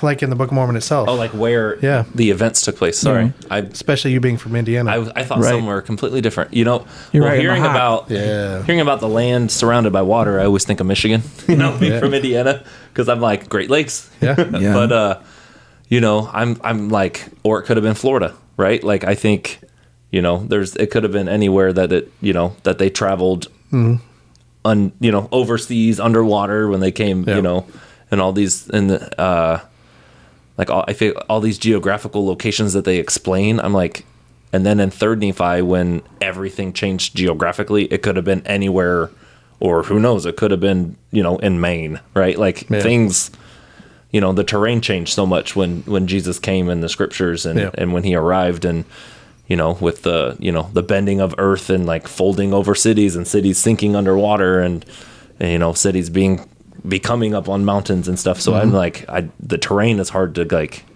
gauge for that aspect, but I don't know. I always thought it was cool because I was like, the Great Lakes is what, I know. Yeah, but no, I think realistically probably not. No, I 100% believe the Great Lakes is I think that the Jaredites were more northward, right, and came up down by Maine through that way to the Great Lakes, actually. And I think that the Nephites, would came around and settled in Florida, actually, and came up that way is where they would have. But a lot of those events and stuff took place, like especially in Indiana, Ohio, Tennessee, a lot of that stuff places. So that's what I firmly believe. And like if they traveled, like I'm currently reading in Mosiah. And so it's like, and if the people traveled for 40 days, like how am I supposed to know how far they traveled in 40 days? Because realistically, us hiking for 40 days is probably not nearly as far as they could go in 40 days, Yeah. But a lot of I think the ways that they actually really moved around most of all was actually waterways, because the Mississippi River would have been much bigger then. A lot of these waterways. And in fact, the Great Lakes would have been like 20 feet higher. Back in this time, there was no Chicago. Geologically speaking, you know what I mean. That's kind of what it would have been, and it would have been warmer because they found parrots up up around like Michigan and stuff area, of a long time ago. You know what I mean. So there's a lot of different aspects of these things. So I think most of the times when you think of these contexts, a lot of this other stuff, I think most of the travel would have been waterways, and so it's like when they travel would have been different than what we think of waterways in terms of that. And that destruction, I think, would have taken place by the new Madrid fault line on the Mississippi River fault line, which caused mass amounts of destruction. And in fact, it went off again around when Joseph Smith was born. And it was a time like in those early years when it was just a mass amount of destruction. So it's just interesting. But I don't know. I think it's really cool, and I think that I wholeheartedly believe it took place in the North American continent and stuff up there, and there's only one Hill Cumorah. Well, and it's cool, and it's cool to think about, and like, kind of play with the idea of like why it could be there. And it's like, well, if you go west, every state is so flat. Yeah. It's like probably not, Nebraska, but but yeah. Well, I mean, it just, I think it's because, well, they did find Zelf, and Zelf was like, okay, well, he was in Ohio, and he was like, yeah, this guy, he was converted Lamanite, but he was under the chief Onondaga, who was the chief of that area all the way to the Rocky Mountains. So yeah, it was, they traveled pretty far, because they found like a burial site of like one of the guys of like an early Heartland person or whatever else like that. But this guy had like ornaments like from places like jewelry and things like that, but made in the burial plot, where there's just stuff that like where places would have only found it like in the Rocky Mountains, and but like oysters, like pearls, you know what I mean, and like these turtle things which have only been found like in Florida, you know what I mean, areas. So it's like there's clearly well traveled. People people that there was, number one, a lot of them, right? You know what I mean? But they also had well traveled and were clearly, you know what I mean, doing systems of trade and things like that with one another. So I mean, it's just like, oh, that's kind of really, really interesting, So at least to me, I think it's cool. Oh, thanks, David. I really appreciate that. I'm sorry it didn't take place in Mexico, David. I don't know. I apologize. Not everything can do that. Yeah, I apologize, David. Oh yeah, I was gonna ask. So you didn't serve a mission. How do you? Correct. Did that? I thought about it. Yeah. So I when I joined the church, I was December of my junior year of college. Okay. And so, they wanted you to be a member like 2 years before going on a mission after joining the church. And so I was like, I want to finish college. Yeah. Like I want to graduate. And then it just kind of worked out. I had a friend from, she's from Utah. She was doing like practicum hours at Butler University in Indianapolis. And so she was in like our singles branch, and she knew a guy from back home in Indiana who was a manager hiring for a position out at a treatment facility. And that's kind of how I, got to, that was the job I got, and how I got to like get my, idea that like, okay, I'm not going to serve a mission, but I have an idea for work that I'm going to go and do once I graduate. And then I just, picked a day and was like, I'm driving out. And so just. Do you work in a youth treatment center? Yeah, like teenage boys. Yeah, I worked in a couple down in St. George, Utah. Yeah, mine was out in like through Spanish Fork, like in the middle of nowhere. So off the side of the highway, there's a house. Oh yeah, ours were like down in St. George, like converted hotels. Oh, cool. So yeah, they would convert these old hotels, and then they'd have a gate around the whole thing, but so privately owned. It's kind of a cool idea. Yeah. I mean, you can hold a lot of them. Yeah. Which is cool and also not cool. But was yours like a one-on-one situation, or were you just kind of like a group? No, it was leader? It was a group home. So I was a so I mean, like the most we had I think was 16 at a time. And then I mean, like I think maybe 9 was the fewest. Like while I was there for a little over 2 years. Okay. So change anybody's lives? I would hope so, yeah. But like there were some, like in that whole, it all depends on the group, right? Yeah. Like we got towards the end of it, we just had a rough group, and like a lot of that place that we were at was based on like doing therapeutic events and going out in the community and doing stuff out in public, and then you get a bad group of people and you're like, we can't leave the house. Yeah. And then I had this kid try to bite off one of my fingers once, and I was like, I don't need to be here anymore. Yeah. And then I was like, after that I was like, let's see what jobs are available. So it was just, pretty short-lived afterwards. Yeah. Wanted to keep all my fingers. What do you do now for a hobby? Do you have any hobbies that you do now? I mean, I still video game a lot. No origami or with anything? kids. No. Never get my big hands. I can't get tiny folds. I never That's really. what he has kids for. Yeah. You do origami. Yeah. I love you it. make me 1,000 greens. Yeah, you sell them online. Yeah. I mean, I always enjoyed puzzles, but like now it's like with young kids especially, like I can't have hobbies that include small things. Yeah. Because either they go missing or stuff. Hazard. So and especially like, I really thrive on my alone time.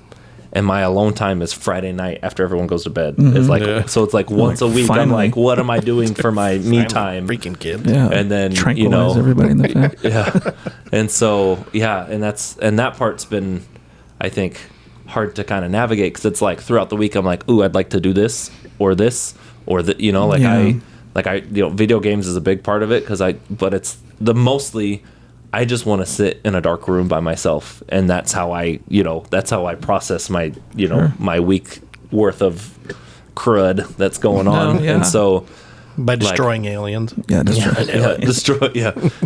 through web slinging through New York City, or catching Pokemon, or all these different demolishing the New York Knicks in 2K by 80 points. Clearly that's false. But no, I think a big one right now is just video games. I like to read, but that too, like my free time to read with kids is like I have no quiet, and by the time it gets quiet, like it's hard to read and stay awake instead. So but that's I think a fun hobby that I have with my kids is they're really getting into Pokemon, and so that for me has been like I get to kind of like relive some of those childhood things, but like share it with them instead too. Yep. So that's been a lot of fun. We watch the shows. We like to play the games, and and they like I never really got into like the cards, like trading cards or anything like that of Pokemon, but they're being kids, they somehow come upon Pokemon cards from places, and when they start getting into cosplay, then you have to go, what? Well, they start dressing up like the characters. We actually like Halloween. Like we love doing like family costumes. And so this last Halloween we did Pokemon. Oh wow! And the Halloween before we did Star Wars characters, and so that's kind of fun too. Is like thinking of like as a family, like what costume we're gonna do next year. And is that Pikachu Chewbacca? What? Yeah. So we, That's cool. I mean, like that's a big hobby right now, especially just because our kids are so interested in Pokemon, and it's been a lot of fun for them to kind of like get excited for me and with me about that kind of stuff, which is cool. How's it like sharing the gospel with your kids? Yeah, it's hard. It's really hard. Especially because it's like with my work schedule, like I was working at the hospital out here in Salem, and so. Like I'd get home at like 6:45, and like by the time I got home, I would just be like, let's dinner and bedtime is like our routine. Yeah. And so like I'm like, this is our one moment to do something gospel related as a family when I'm home from work, and it's like, herding cats, or sometimes like herding Tasmanian devils, And so I don't know. I feel like for me, it's been a hard teaching time, because at that time of day it's like they don't want to go to bed, so they're fighting it, so like they won't even listen to, like if we do like every night we try to read a scripture or do a scripture video and pray before bed. You don't have to convince it, like you're not in trouble, so we're telling Bishop.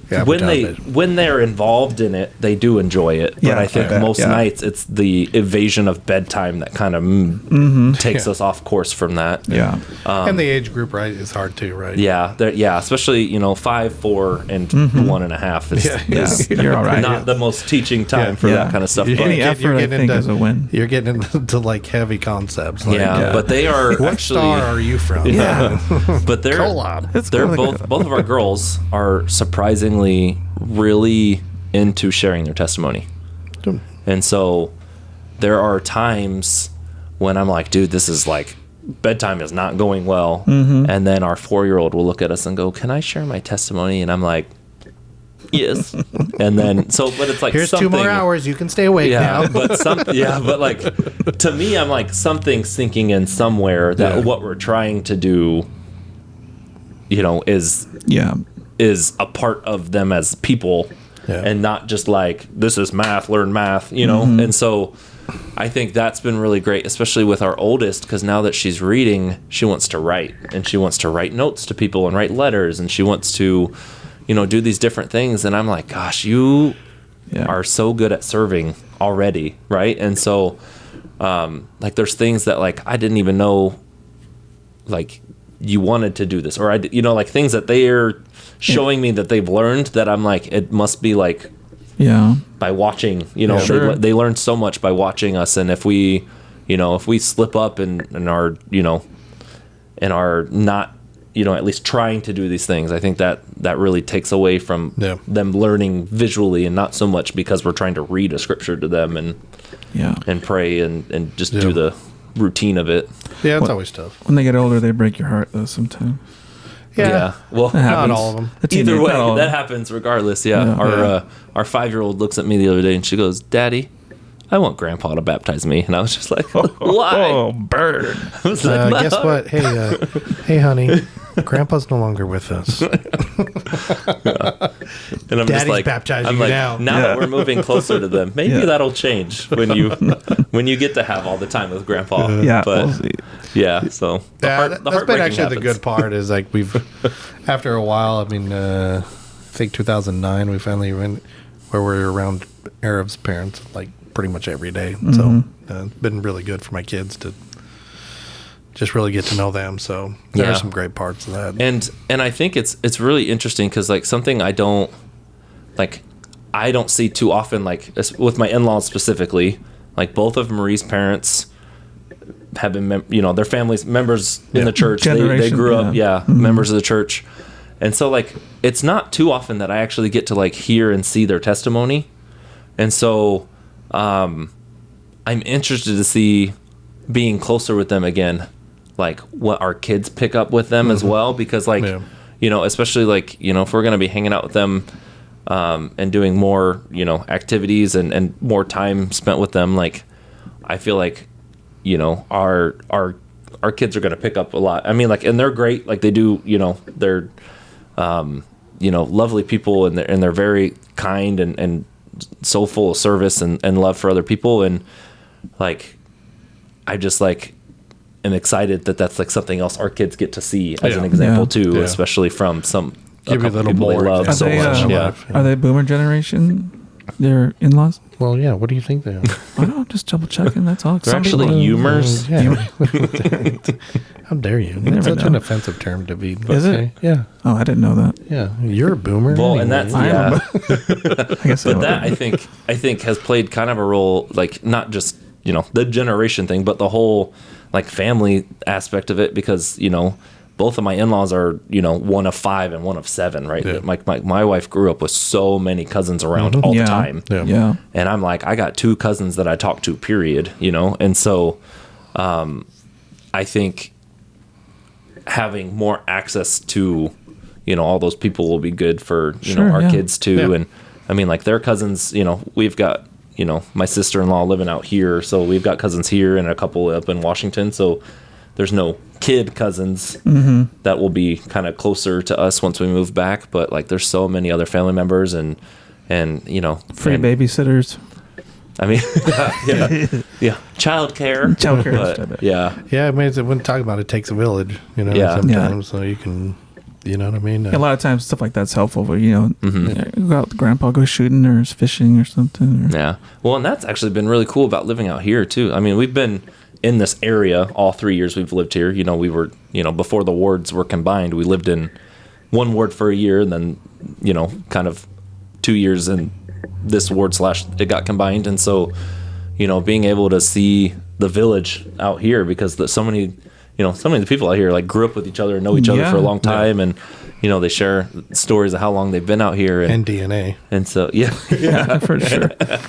And so that's kind of cool. 'Cause then it's been like, when we need help with anything, it's like, all these people who know each other and love each other and support each other are all, willing to help out and step up.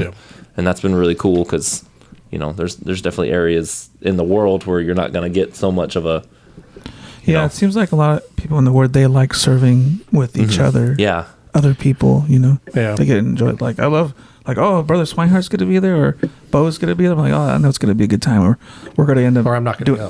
He's not going to go? Yeah, fine. Get some stuff done here. Well, it makes it easier, I think, sometimes, too, when you're out, like, in Oregon or someplace, when there's only so many members of the church. Yeah. Because then they like to, help each other. Yeah. Utah makes it very difficult sometimes, because it's like, most are members of the church, and they're like, well, it's like strength in numbers, but not all the numbers show up. Yeah, sometimes, exactly. They kind of like, idea. oh, yeah, we don't need to show up. You know what I mean? Have a lot of other place. So it's like, it's just a weird.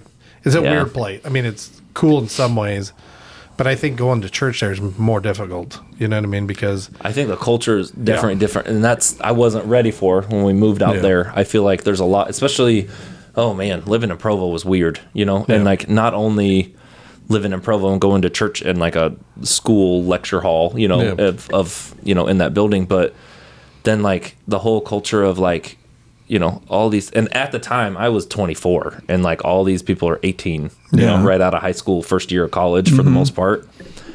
And so it was like, all these, young Maturity guys level. and gals that like had gone to church because their family goes to church. Right. Okay, and not so much like, not all of them like going to church because like they have this like solid testimony or they, and so like, you'd see people at church one week and then I wouldn't see them for like 2 months, like, sure. And then, and then the convenience of, well, family lives close enough. They just go home for a weekend. So like you'd have people like serving callings that like, they're like, oh, they were there on Sunday and then you never see them again. But they got a calling. But they got this calling. And so, that was weird from like a, living there and especially being like in a, BYU singles ward. Yeah.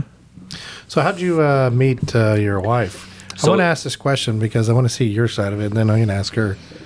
See what she says about. She says her side. She says her side's right, and I say my side is logical. Well, that's what. Did she make you practice this answer before you got? But I've been reciting this my whole life now. He knows what to say. So so it was our at church. Our apartment complex was split up. It was like 6 buildings that was split up in 2 wards, and so we had like our buildings would go and meet together, and so.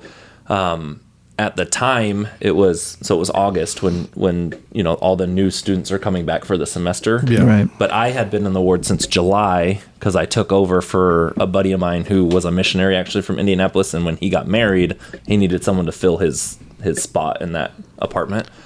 And so like I had already been there a month, so there's people I already know that have been there. Yeah. And then they did the first, and they called a new bishopric too, like right around the same time. And so like the first Sunday of like that semester, instead of like a second and third hour, they just had us all in this like classroom, and everyone gets up, introduces yourself, tells you about fun facts, where you're from, if you're single, that kind of stuff. And so that whole time I'm sitting here just cracking jokes, and I'm like, this is dumb. Like, and they're like, he's clearly single. Yeah. But I'm, so I'm just like, but it's like, I'm not, I'm like to myself and like joking with a friend of mine and her cousin that were both sitting by me. And so like, and she was like, Marie sat up, she was in front of me, but like a seat over to the left. And so like every now and then I'd see her like laughing and turn around and like she's laughing at my jokes, and I'm like, oh, cool. All right. But I'm like, someone thinks I'm funny. And so like it just went on, like, and it was 2 hours of just one by one people going up and introducing themselves. And it was cool. You get to know people, get to see people's faces, but at the same time I was like, I'm ready to go home, boss. And so so that was August, and then I asked her out on a date, and I took her. Ask her out on a date at the thing or what? No, not then, then. But I did. Yeah. So I asked her. Well, there was a Sunday. It kind of led up to that. I lent her my jacket during church because it's that school was frigid. Jacket routine. Yeah, and then it gets returned and smells like perfume unintentionally, and so. Well, that was mine. And so that's just your beard balm. Yeah, it's mine. I love. So she came to return Paris it. Hilton. Yeah. So she came by like my apartment after church one day to return it because I didn't see her before we left, and I was like, it's a jacket. I don't really care. Yeah. But it was fuzzy and soft, so I am kind of glad she brought it back at the time. I was, and so when she brought it back, I asked her on a date, and I took her to a kind of like a paint night date. And so it was like an instructor teaching you to paint this specific picture, and they give you step-by-step instructions. So you kind of do that. And so, like I thought it was cool idea. I thought it was fun. She seemed really into me and what I thought, and so, So I was, I was trying to court her. Misread. Yeah. Wait till you hear her story. And so I didn't even know his name. She was like, that loser. He made me take his jacket. Followed me. I laughed at one joke. I was trying to paint, and some guy kept following me. But so we, and I was, I would try to spend time with her, and I'd want to take her out on dates, and we'd hang out and do different things, and so like we were getting close, I thought, and so like it was to the point we'd hang out together and we'd like hold hands and we'd walk around each other, and we kind of like, we would like, it seemed to me like we were like, okay, this is becoming a thing. Yeah. And so like that continued till like February, so Valentine's Day, like I prepare this like dinner, and I prep all this food while I'm waiting to go over there, and I'm like, I'm gonna show up, just cook, and like I got her like this gift, and I wrote her a card, and I've always enjoyed like poetry. Sure. And so like I wrote her this like card that rhymed and everything, and asked her to be my girlfriend in it. And she looks at me and goes, she looks at me and goes, no.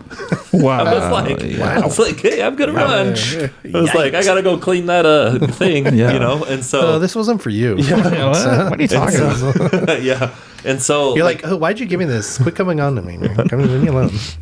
And at that time when I worked, like I would spend 2 nights at work because it was just, I'd get off at like 10 p.m. and have to be back the next morning to start at 6 a.m. So I would just sleep at work 2 nights in a row, and that would be my like week, would be those 3.5 days that I'd work.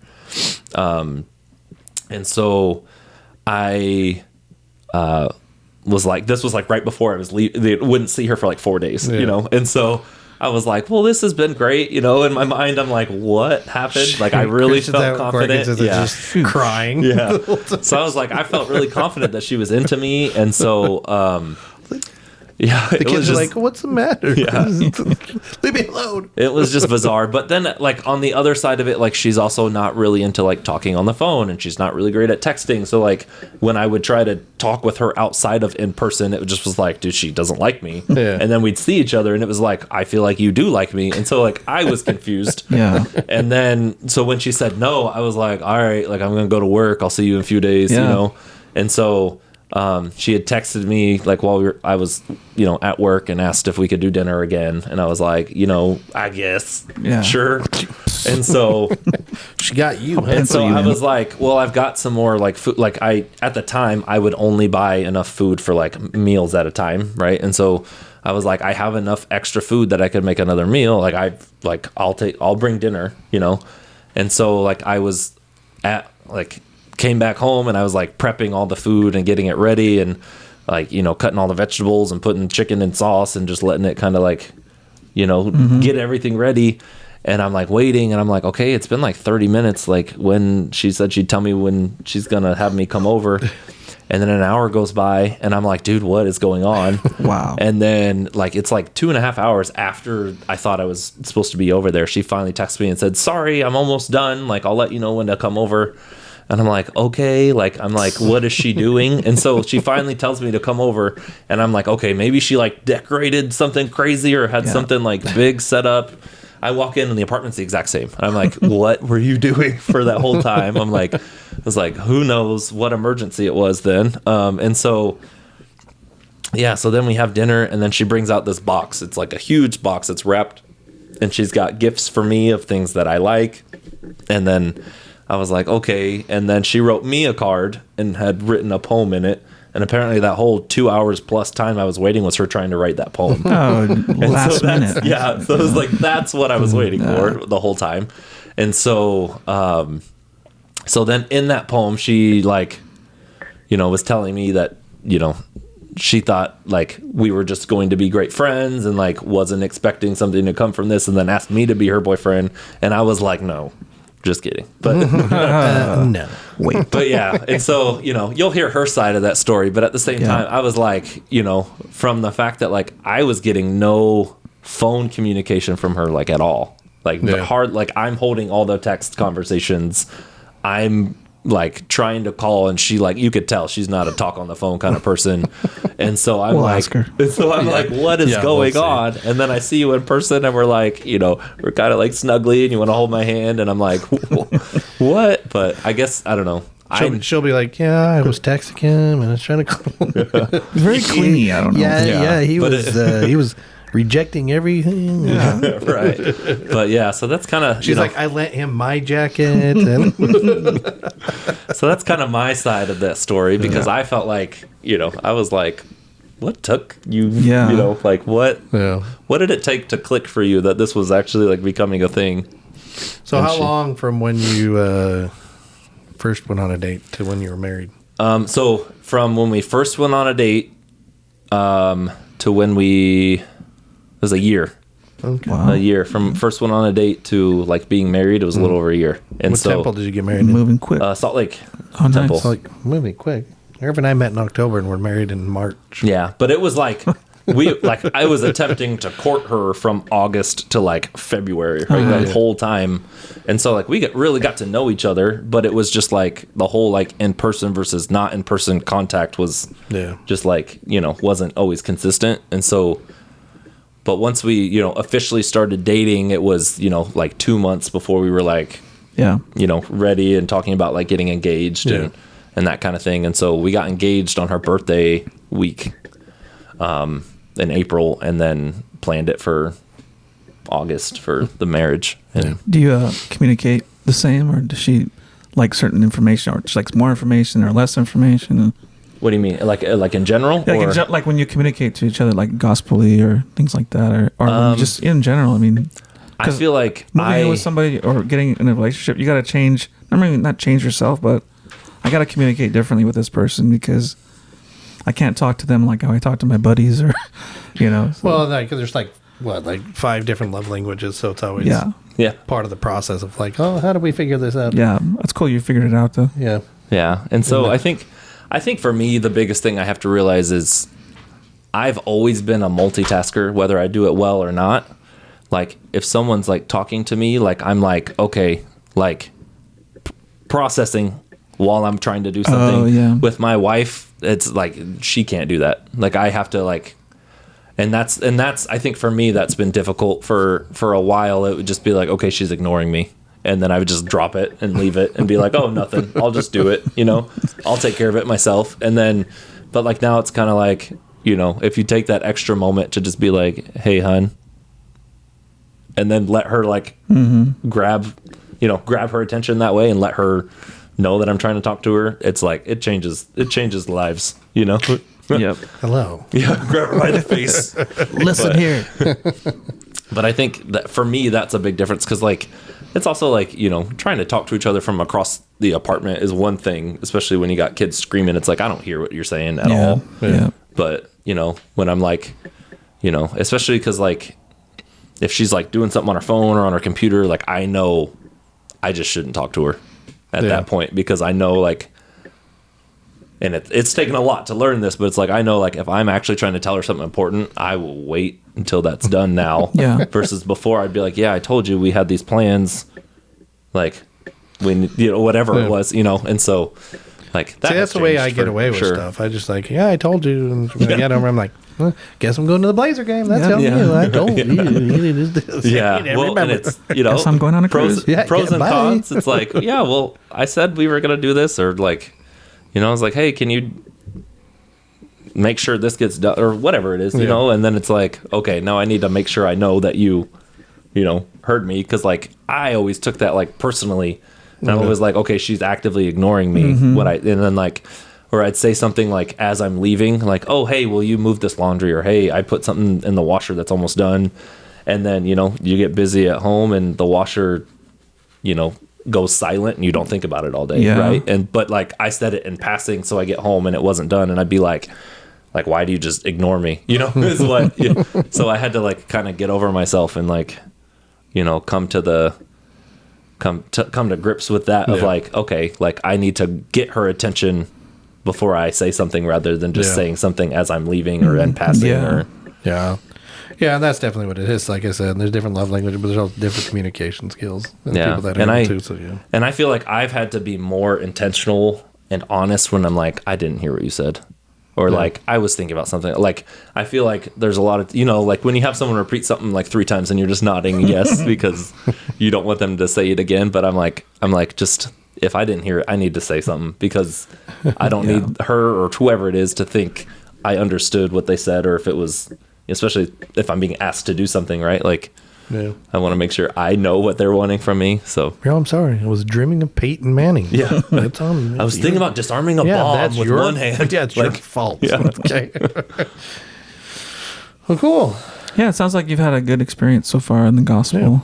Yeah, and it was, and I think for me, being at that point I was, my low, my low will always keep me humbled about it, right? Like, I think remembering that and knowing where I was, nothing. I don't think there's anything that could take me too high to a point that I would, not remember that moment in that time that I was in. And so, especially like joining the church, part of what I had a hard time with is like all these people were so like into you, right? Like you hear, people joining the church, but that, I got called this like golden investigator, and like, all these like missionaries that I'd meet were like so impressed, and like, they'd say all these great things to me, and I'm like, that's cool. And then they'd go home and I'd never hear from them again. Yeah. Right. And so like, I think I'd let that kind of get to my head too, of like, like all these people like loved me, and then you move out and you're on your own. You're like, no one's talking to you like that anymore.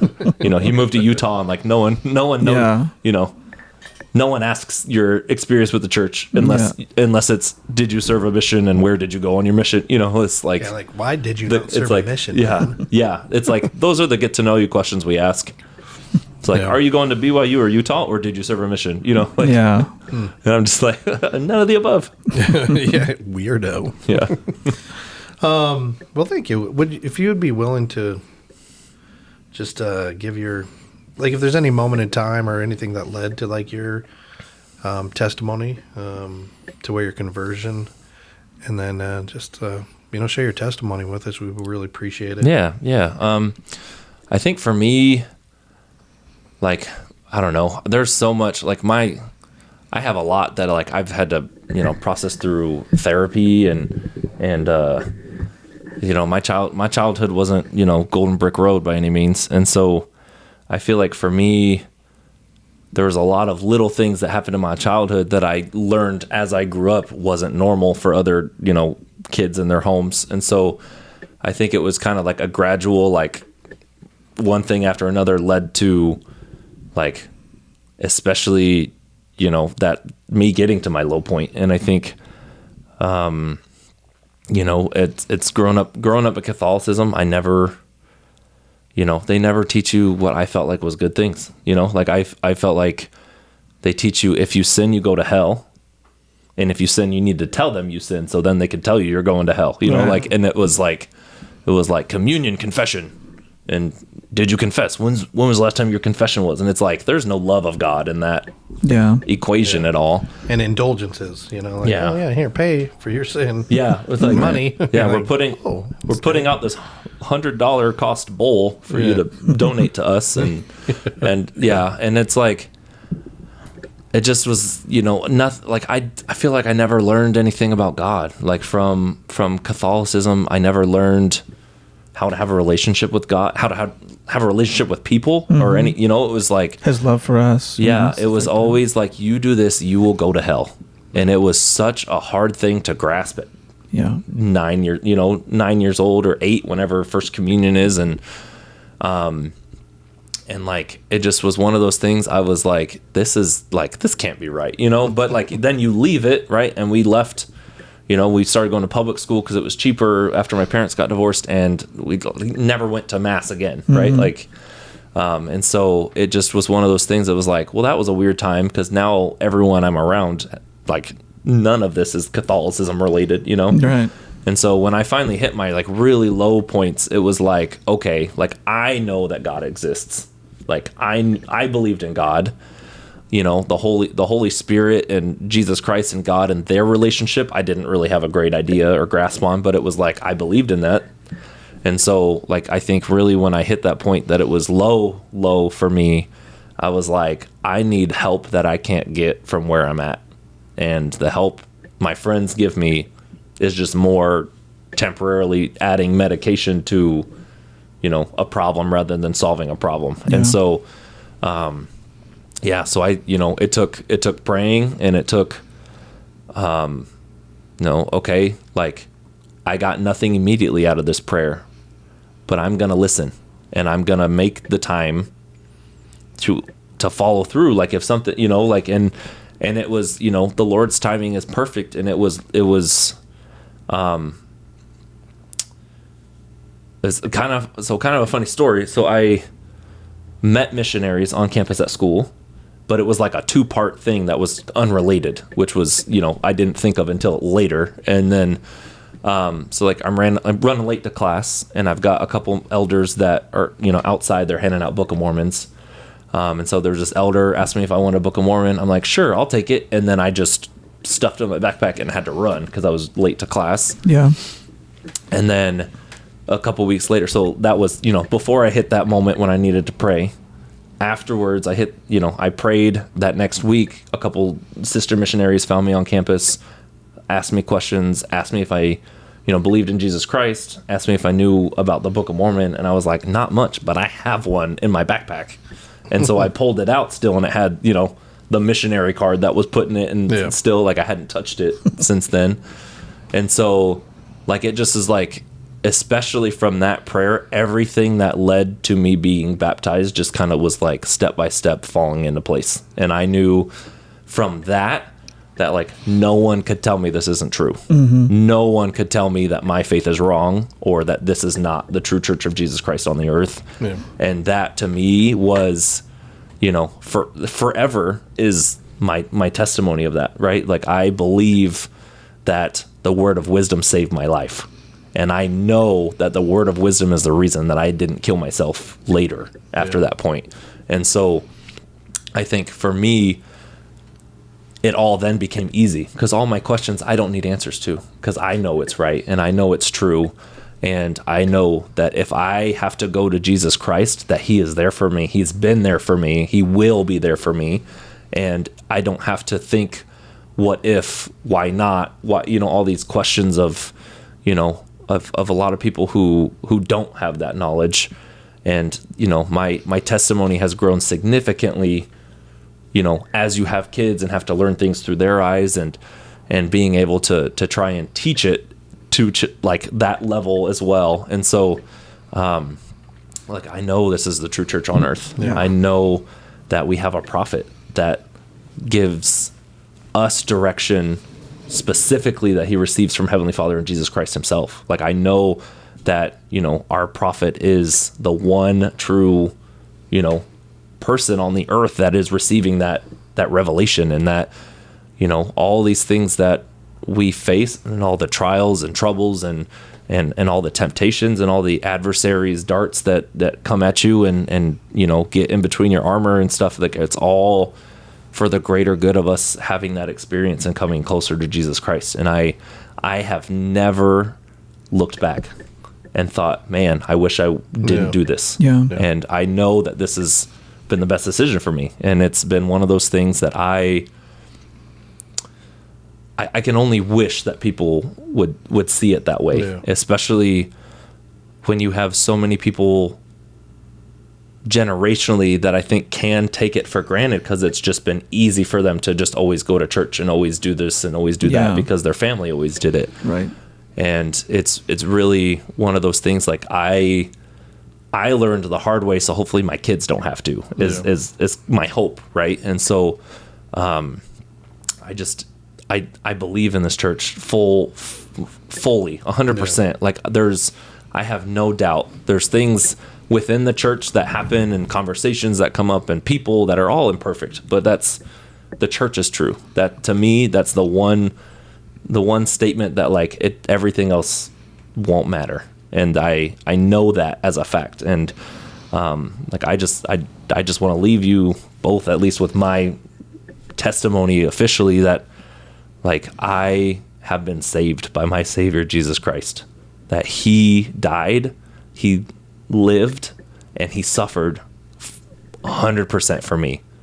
Not just because when I'm doing good, but for everything. And especially when I know that I can do better, he was there, and he is there, and he will be there. And I say that in the name of Jesus Christ. Amen. Amen to that. Amen. Yeah, thank you. Thank you. Yeah, no, I really appreciated your moment of time, and we'll be unfortunate that your wife and you are moving out of the ward. But I appreciate the time and effort that you were here and put forth to making the ward a better place and a better place to be. And so I really do appreciate that. Yeah, thank you. Appreciate you sharing your testimony of the gospel, because it's essential for us to hear each other's testimony and to be able to learn and to grow. And it may not always be like real poignant, scriptures, that are shared, but it's just the faith of someone else and their conviction is all that's necessary in one time that can, so that, my spirits can connect with one another and it can help us to grow. And you said it before, and when 2 or 3 or more are talking about Jesus Christ and stuff, then the Spirit is there and can be there. And, we've been promised those things. So I'm really grateful for that. And I'm grateful for other people's conviction to the gospel, and because it strengthens me, and, it makes you a little less lonely in this world. And, and so I just really appreciate that. How about you, David?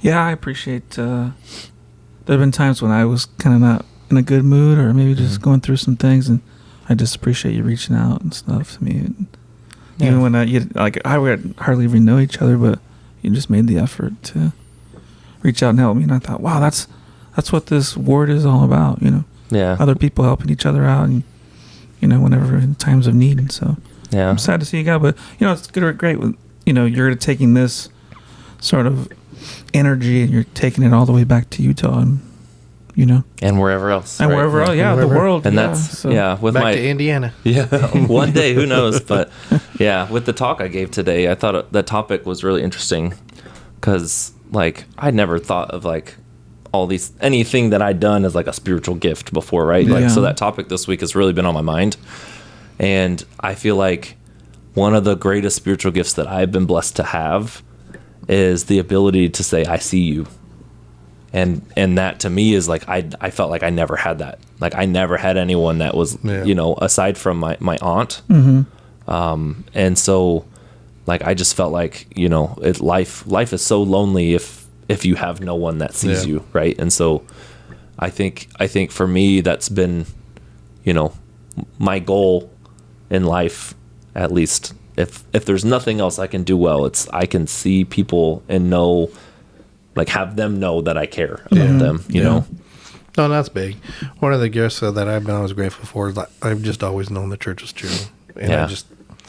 And we all have different gifts, and I fully believe that's one, and I'm so grateful for it because people struggle with it, you know what I mean? And testimony of the gospel and just knowing the truthfulness of it, and I'm just I've always known, you know what I mean? I'm just I've never questioned whether these things I hear stories of, ancient prophets and, Joseph Smith and Brigham Young and all these stories of these things that have happened and stuff like that. I'm like, all right, cool. You know what I mean? I love them stories. Yeah. See, I love all that stuff. I love the history and everything like that. So I'm like, cool, tell me more. If they're imperfect people, I get it. You know what I mean? At times in past have not always been great. Yeah. Get it. Yeah. You know what I mean? I'm not concerned about that. What I am concerned of is I look back and I think, man, look at all the good that took place. Yeah. And you know what I mean? All the things that were brought forth for a specific time and purpose. These people were put in these moments in time to make a difference for specific things. Yeah. Not that they're infallible, but it's because they're infallible that I appreciate them. And so I'm just gospel's true. I'm just I don't have a problem with it. And that's one thing too, is you hear a lot of people who question the church or question God just because of the imperfect the imperfect details of Joseph Smith's life, or not growing up in this church. I had personally no knowledge about this church before I met the missionaries. Looking back, I'm I don't even know if there was anyone I knew that was a member of this church growing up. But there's people that that question so many things, especially the multiple wives and and of course they have a show, the secret Secret Lives of Mormon Wives, and it's and like people are telling me about that, like, and I don't always tell people. I try to get a feel for some people first before I tell them I'm a member of the church. And so there's been people that like I've worked with and people that I've known that are like they'll say these things and they believe it's true, right? Because it's on TV or it's because whatever. And I'm like that is false. Yeah, you're like, yeah, these people profess to be members of the church, but are they? I mean, like I don't they really have see a picture of Joseph Smith in the background, but they have 9 wives. Like I'm like, oh, yeah. I'm like, nah, I'm good. yeah. It's like, so it's like the small details of some of those things are like, yeah. It's like, it's like I believe the church is true. I believe that people are very imperfect. You know? And that's not gonna make me waver. And that's one thing that was helpful when you read like Joseph Smith's story and just some of the stuff that he wrestled with mentally, having to lead the church, or just every day, just the way people are having to deal with how people are. Yeah, I mean, there's a lot of struggles, right? Yeah, I know. I mean, in terms of that too. It's like, but relying on the gospel through that. Well, especially like to be visited at 14, like by an angel. I'm like at 14, I was a little dipwad, right? Like I was doing nothing productive at 14. I'm 44 and I'm pretty dipwaddish. Yeah, well. No, but I mean, true. And it's like, okay, well, and then how many years? And then receive golden plates. And it's like, and then all of a sudden massive persecution, like of just like. Immediately, too. Yeah. How many indictments? How many appearances before judges, and you had to go through. It's like, I think there's probably made some mistakes, sure. But, he's had a much more difficult life than we could even anticipate. Yeah. So it's like, okay, I'm okay with him not being perfect. So, it gives me hope, right? You know what I mean? For someone who's clearly not perfect, then someday I can be saved, and that's what I cling to. So, do you? So when you leave, if we want to keep in contact with you, do you have like a social media or anything?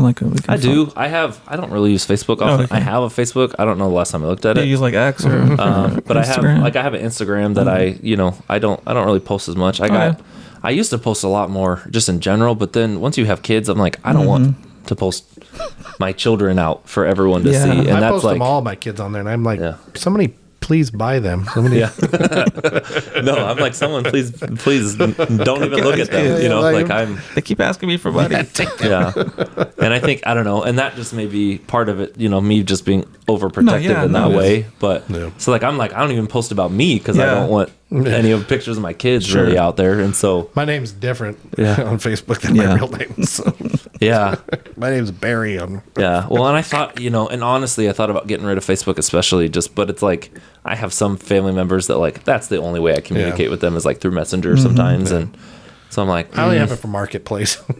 I want to buy here. He's always sending me, buy this, buy that. Well, and Marie's really big in buy nothing Facebook pages. Oh yeah. So you can, there's, we've been blessed with so many like random things that we've needed from that kind of stuff, and especially being able to like give to others who might be in need of something. Yeah. So that's really cool, I think. But that's that's usually all her. Yeah. That's the extent of your social media, though. Gotcha. But yeah, I follow my sports teams, and and I try to I lay low. I like things from afar, but I never say much. That's all right. Yeah. Well, that's good. Yeah. I just like to get on there and argue with people over politics. So. I try to avoid even like reading those comments over politics and and sports and all the other stuff. He does it on purpose. I'm trying to avoid all these comments. Yeah, I like to go there for like 10 minutes, get it all out, and then I'm cool. Under a fake name. Then rise them up, and then I look back at all these people like blah blah blah, blah. Like 2 days later, I'm like, you people are ridiculous. It's my joy. And, It's your joy. That's not my joy. Okay, that's all I got. Yeah. Cool. All right. Yeah. Thank you thank you so much, man. Thanks for having me. Thanks for Appreciate having it. It's a lot of fun. How do you feel about it? Was you comfortable? Was it good? Yeah, it's for good. anybody who may not want to do it. Yeah, I enjoyed it. I thought it was a really cool experience. I've been thinking about it all week. Like I've been like, oh really? I was telling people at work about it. I was telling family. And I was like, cool. as soon as I see it on YouTube, I'm showing you the link. Heck yeah, nice. And I've got I was watching the Previous. I can't think of words, That's but a tough word. Your prior episodes. And so, Richard Pryor. Yeah. I was surprised. Well, not surprised, but we've had quite a few views on some of these. Yeah, it was really cool because cool. I came into ward council today and I sit next to your wife and Amanda was there and they're talking and then John came in late and they're like, hey, your wife's like, hey, I know more about you now. I watched your podcast. And then Amanda's like, hey, me too. I watched it too. I'm like, that's cool, man. That's what it's for. You know, that's people. Yeah, we were talking about that the other day when he was, because we play pickleball in the mornings. Yeah. So I was talking with him about that and his experience and just I think that's cool. Yeah, I think it's a cool means to get to know people as individuals, along with like understanding kind of like where they're at in faith and where they came from. Yeah, some people are shy, and when you go to these like Break the Fast or some of these other events that we have, it's hard. You don't have time to approach everybody. There's so many. Well, and I have such a hard time like connecting at church because I'm chasing my kids. I especially once Marie got called to be Young Women President, like. She's busy. She's busy. And so I'm like, I got a 4-year-old who runs at every moment. Yeah. And like, I'm like, okay, I know if I get the baby first and then grab the 4-year-old and just carry her, my oldest will then follow us. And then there's days that doesn't work. And so then I'm like, I'm like walking around carrying all 3 kids on me. And then like, you look like one of the posters of like the Hulk Hogan movie back when he was like the nanny. Or like when he was in that 3 Ninjas movie. Like, all right, there he is. Well, I was picturing he bought shoes for the kids, like the one in Face Off, where they automatically magnetize to the floor. Like you're not going anywhere now. Oh man, No, but that's cool because that's ultimately what it's about, and we just wanted to get away. It's like I listen to people. Listen to Brother Huxford. The guy's 94 years old, and it's just cool to hear his story. Yeah, especially like growing up at that time too. Yeah. Like listening to him growing up during like World War II, and his story about that was, just super nothing interesting. You would have known because like I don't get to talk to adult human beings at church. Exactly, and it was cool because his like Sister Nate came up the other day. He's like, we get to show it to his like great grandson, you know what I mean? Like, and they get to listen to, you know what I mean? Just sort of like, okay, well, that's what it's about, right? And it's also family history, right? Yeah, like, exactly. for the future. That was kind of the concept of like, how do we make it so that you can pass it down? And Davita's talking about an opportunity to be able to put that into the family history. Like when you do a family search, when you do your own. Yeah, like links to videos. You can attach. That'd be so cool. Yeah. I was thinking about that because my family history is one of the things like I've always had a hard time with. My grandmother, my mom's grandmother is from Peru. Mm-hmm. She's got like 7 names.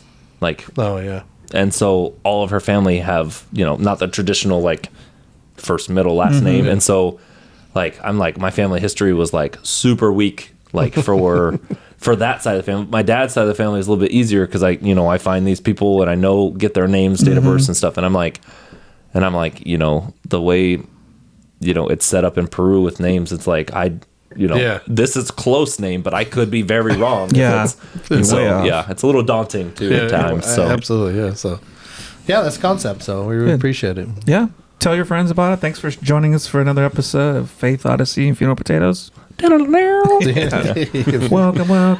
the podcast. Now you stop it. You gotta have a goodbye song after. Goodbye. Thanks for being here. I don't want him to do that. No, he doesn't want me. Stop that. All right, cool.